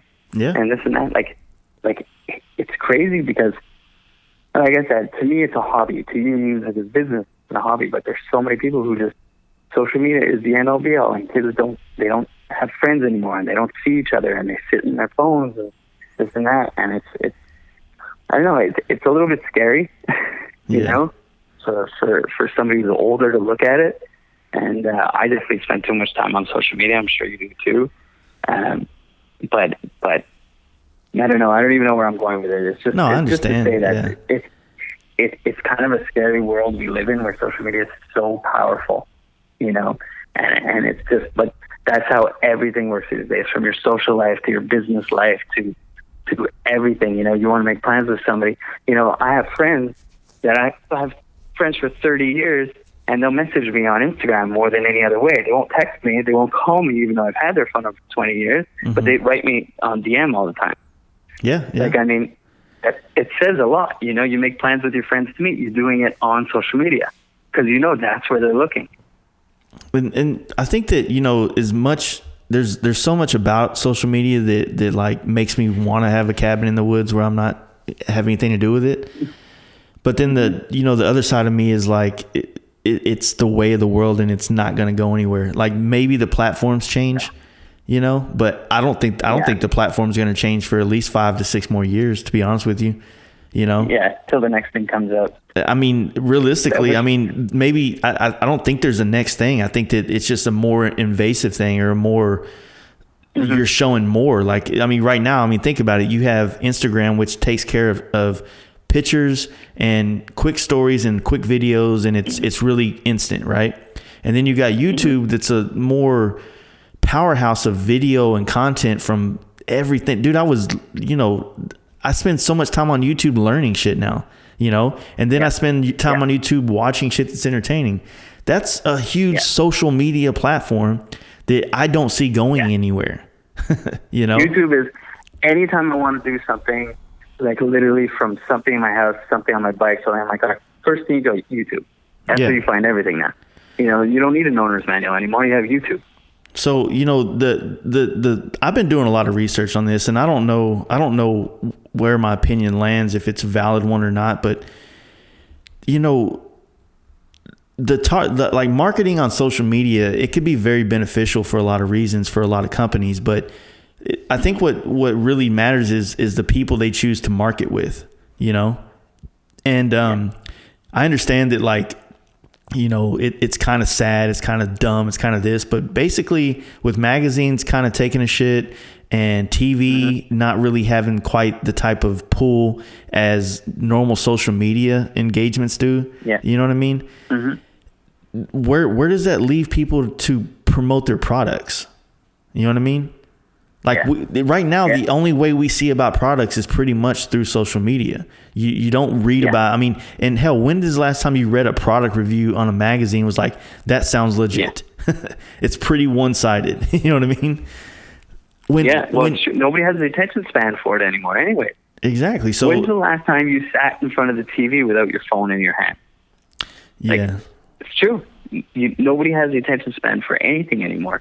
You know, and when you're working, you're always checking your phone, and like that's one thing that's changed now. Where like the attention span is so small for me, for you, for everybody, and like it's like we're all bunnies. We're looking for the next light. You know, oh, there's a light over there. What's that? Oh, there's this over there. That's that. Like the world is very, very, very fast paced, and everybody's just looking for the next, you know, 1 second piece of excitement that you see online, you know, something like that. I don't know what's going to happen with it, you know. There's a lot of people. Go ahead. Yeah, I was going to say there's a lot of people fighting it, but it's not going anywhere. Yeah, it's definitely not. And it is changing the world, and it's the world we live in. And you know, my bagger page is my 15 minutes of pain. You know, if you want to say like, that's it. It's going to come. It's going to go away, and I'm going to keep living my life. Yeah. The problem is I know the difference, you know, whereas I worry, you know, you see a lot of kids don't know the difference. And as long as you use it as a tool for what it is, you know, a marketing tool or, you know, advertising tool or just a way to say what's up to your friends, it's good. But it's unhealthy when people just live their lives based on social media. Yeah. And I think as the days go by, that's kind of where we're going, you know, which is very scary thought. It's scary, yeah. You know, it's hard to figure. Like for me, it's like I've taken a step back quite a bit on posting, and the only times I really go super hard on posting stuff on our social media is like when I go somewhere. Like when I went down to Austin for the Easy Rider show, like we had a lot of drunk stories on the stuff. Like I don't really do that normally. I don't even really post every day. You know, I've stepped back. I really only check my phones a certain time of the day. Like I try not to get too involved, but you know, like I was saying though, as far as being a content provider, someone that's doing shit or building shit or creating things that people want to see, there's a, you know, not necessarily an added pressure, but you're doing stuff that like, whether it's like a page like yours is going to repost, or many other ones, or you have a following that want to see what you're up to. It's super weird to say. It really is a following, whatever the fuck you want to call it. But it's just strange, man. Like it's a super strange world. And I think that the only thing that like, I know that I am trying to do, as well as my brother and our friends, is to just be honest and be real, and be somebody that's just like, not letting followings go to our head. Like sometimes me and my buddies joke about it, and like, I play this alter ego dude where I'm like, oh, hey, I'm Jace from the Fast Life, like, what's up? I try to be that guy. It's like a joke between me and my friends, but for the most part, like we're all just chill and stuff, but it's a weird world. But you know the difference. That's the good thing. The difference. I think there's a lot of people who don't know the difference anymore and think that their persona on social media is who they are, and they care more about their likes or their Instagram followers than their actual friends in real life. Yeah, well, put it like this: like my social media is a reflection of what I'm doing in my life, not my social media is my life and I'm trying to live up to it. You know what I mean? So that's the difference. And a lot of people, like, I only post the things that I'm doing. And sometimes I haven't done shit in a while. So you're seeing some shit I did 2 years ago. Good. Thank God for Throwback Thursday, right? You know what I mean? So give you some content. Yeah, exactly. But I think that there's a more unhealthy, nasty part of social media that is what's engulfed in like a much different culture than the motorcycle culture. You know what I mean? Like where everything they do, every like you see them, they'll have the stories and they'll have like 40 fucking dots. Like I'm not even interested, bro. You know what I mean? Like swipe, and those are the ones that I feel like are, in their world, that's the norm. That's how it is. But, in my world, I'm like, wow, like, are you actually living any of this stuff? Or are you just like videoing other people living?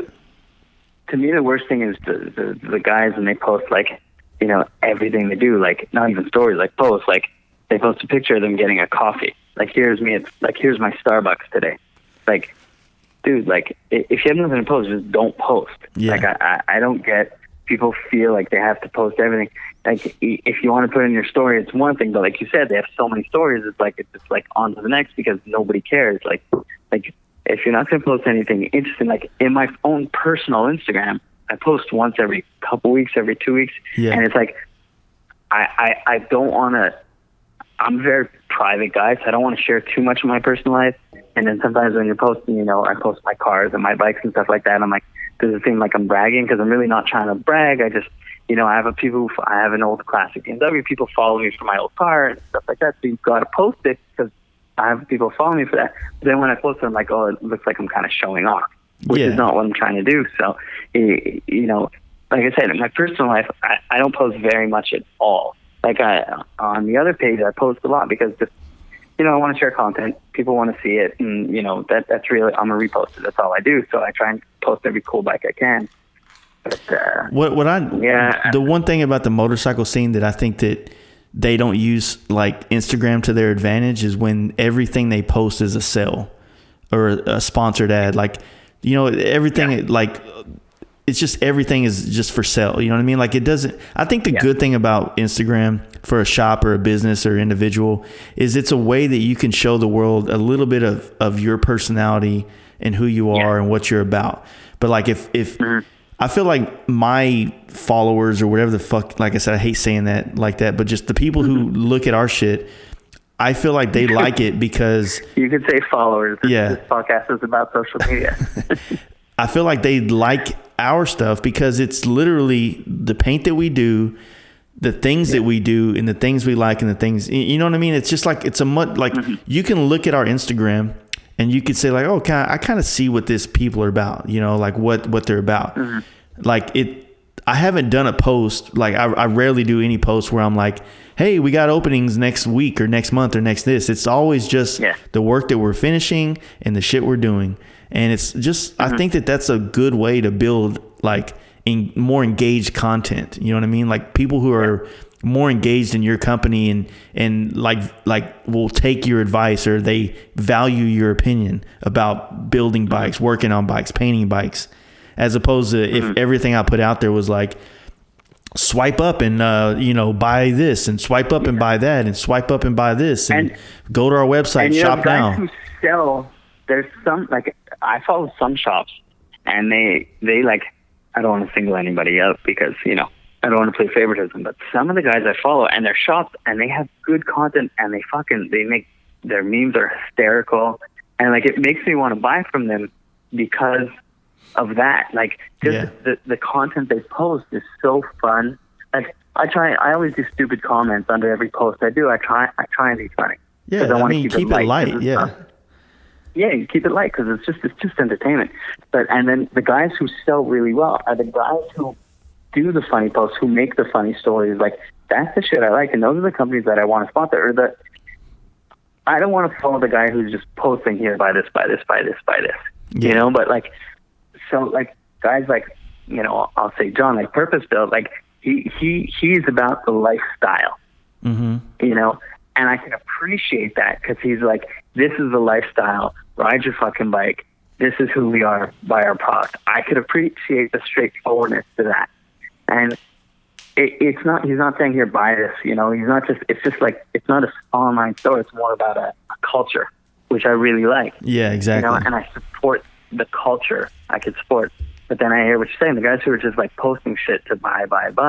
Yeah, there's nothing fun about that. Well, I look at those guys that are just like buy. I look at those people who are just taking. They're taking from the industry. Yeah. They're not giving anything back to make it better or more.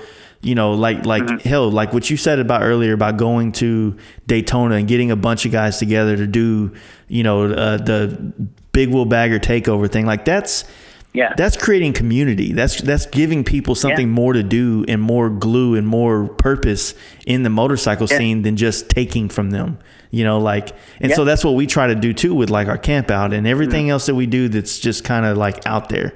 This podcast, you know what I mean? It's just about giving back and feeling like you're putting something back into this industry or this scene or this culture, and just that way it's not just like all taking from it. You know what I mean? Like I don't know, like it's just a thought. No, I hear what you're saying. Yeah, it's about, at the end of the day, for anybody in the community, the bike community, it's about riding, and it's about like, if you pull up, if I'm on my bagger and I see guys on motorcycles and I pull in, I know I'm going to talk to them. I know I can talk to them, especially if they're similar bikes to mine. Like you sit there and talk for the next 6 hours with them. That's kind of the way. Like you and I never met you before, never spoke to you before, but we talk for hours on the phone because we share a common interest. But like it should be the same in everything, and it should always be. I mean, I don't work in it, so for me, it should always be for the love of the sport. For the motorcycle itself. Like I'll talk to guys because we share the same passion, and it's the motorcycle. So those are the guys that you want to support, and you want to support, like you said, you love your work, you love to paint, you love to build bikes, but you love to ride. Those are the guys I want to support because that's how I feel. Because I don't want to support the guy who's over riding and would rather trailer his car and ride and drive his boat in the summer than be on a motorcycle. But I'm the same way. That's what happens. That's what happens to the big wheel thing. Is the guys with the big wheels were on their boats on the weekend and with their trailers. But I don't know. Well, anyway, so like this year, man. So what's some plans? You got anything planned? I know you're going to Daytona and Laconia. Yeah, so we're doing Daytona. Me and some buddies are going out to Daytona. I would love everybody to meet the morning of Baddest Bagger. I'll put it up on my social media. We can all meet up in the morning and ride in together. I'd love a bunch of performance baggers to pull into that show and park all together. And I even emailed them and I messaged them like, you guys got to do performance bagger category. And they said they might do it, actually. They wrote me back a couple times, said we're considering it. So I'll be in Daytona. I'll be there both weekends. I'll post up when I'm there. It'd be cool if I can meet people that I speak to online. I'm telling everybody. I'm doing Laconia. Laconia is going to be a big meet for performance baggers this year. I'm speaking to tons of people. There's tons of people coming from everywhere. And the best part of Laconia is the riding is sick. And like I was talking to some guys about, we're going to try and do like a good ride. And like, there's a good highway out there, the Kankamangas, and it's like a good sweeping highway. I would love to do like a timed ride on that road till the cops bust us, and we can get a bunch of guys out who like have really serious bikes. So we could just time our laps on the highway. It'd be really sick. What so Laconia is Laconia is right around the same time as Born Free, though, isn't it? In June. It's mid-June. I think around the 15th, 16th. I think I'm going to be there. Yeah, like, so it's the weekend week before. of June. Yeah. Oh, I didn't know that. So yeah, but Laconia is it's an East Coast thing, and it's mostly East Coast guys. Yeah. So we'll be out there. I'm going to be at Sturgis this year. I'm going to ride out to Sturgis. But for me, Sturgis is mostly the ride. Buddy and I are just going to take off, and we're going to ride for, 8-9 days and, put down 5,000 miles there and back and just ride. So I'll definitely be in Sturgis. And everywhere I go, I'm going to post up where I am for sure. Like, in places people can meet. Just even if we meet in a parking lot, I'll post it up and, hopefully people show up and, we can just talk shit and talk about our bikes and stuff like that. I don't know what other trips I'm going to find. That's all I have for now. Those are pretty big ones. It's mostly East Coast stuff that I'm going to do. Those and I'm big going ones. to keep posting shit. And if you have a cool bike, send it to me. And that's it. Our page is now sponsored by SNS Cycles, and that's a big deal for me that we actually got a little bit of corporate sponsorship. So page, which is really cool. And I'm just going to keep posting badass shit and building my bike and talking shit online. And, if you have something cool, just send it to me. I'm happy to post everybody's shit. So are you just on Instagram? Is that the only platform you use for the purpose? I'm just on Instagram. Proper Baggers? Yeah, I'm just on Instagram. It takes enough of my time. Yeah, for sure. I think I'm on the thing like 4 hours a day. It's like you get that weekly notice of how long you've been on your phone. Yeah. And I got scared to look at it every week. It sucks. You know what I'm talking about. You get it. You're like, oh, I don't want to see this week what it looks like. I think that I don't know. I think I look at people's shit too much. Like, I'm on there looking at other people's stuff more than anything. But that's cool, man. So you got plenty of rides coming, and like I said, trying to organize and bring people together at these events is going to be something very big for this whole scene of baggers. You know what I mean? Just trying to get people together to hang out and trying to keep people, lighthearted and fun and cool is the way to go. And talk shit to the ones at trailer. I want to get people to ride together. Yeah. I'm really looking forward to. There's dudes I talk to, like, from here to California and like, like everywhere. And like, we're trying to plan rides together and meet in the middle of countries and stuff like that. Like, these are just the rides I have plans. But like, I speak to people. I was talking to Steve Chamberlain today, and I was telling him, I was bugging him for Daytona. He's like, maybe I'm going to go. I'm like, you got to go. And he was talking to me about a dyno. I'm like, come up to Montreal and, we'll get your ass on a dyno. My buddy shop who can build my bike.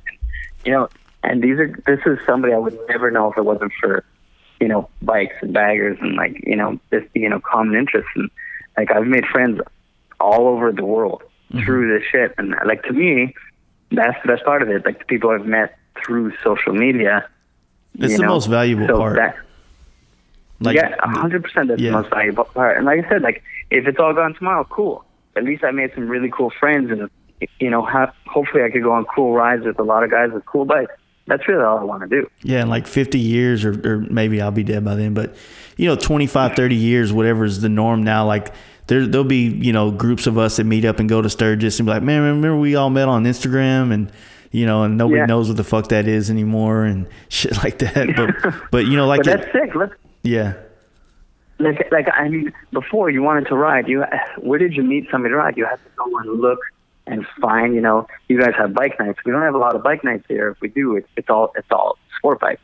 If I wanted to meet somebody to ride, it was a pain in the ass.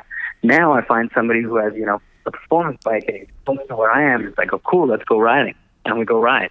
And like, I'm gonna post up when I'm in Laconia or in Florida. Like, hey, I'm here. Who wants to ride? You come meet me and we're going to ride. I don't care what you have. I don't care what kind of bike you have. As long as you're down to ride, I'm down.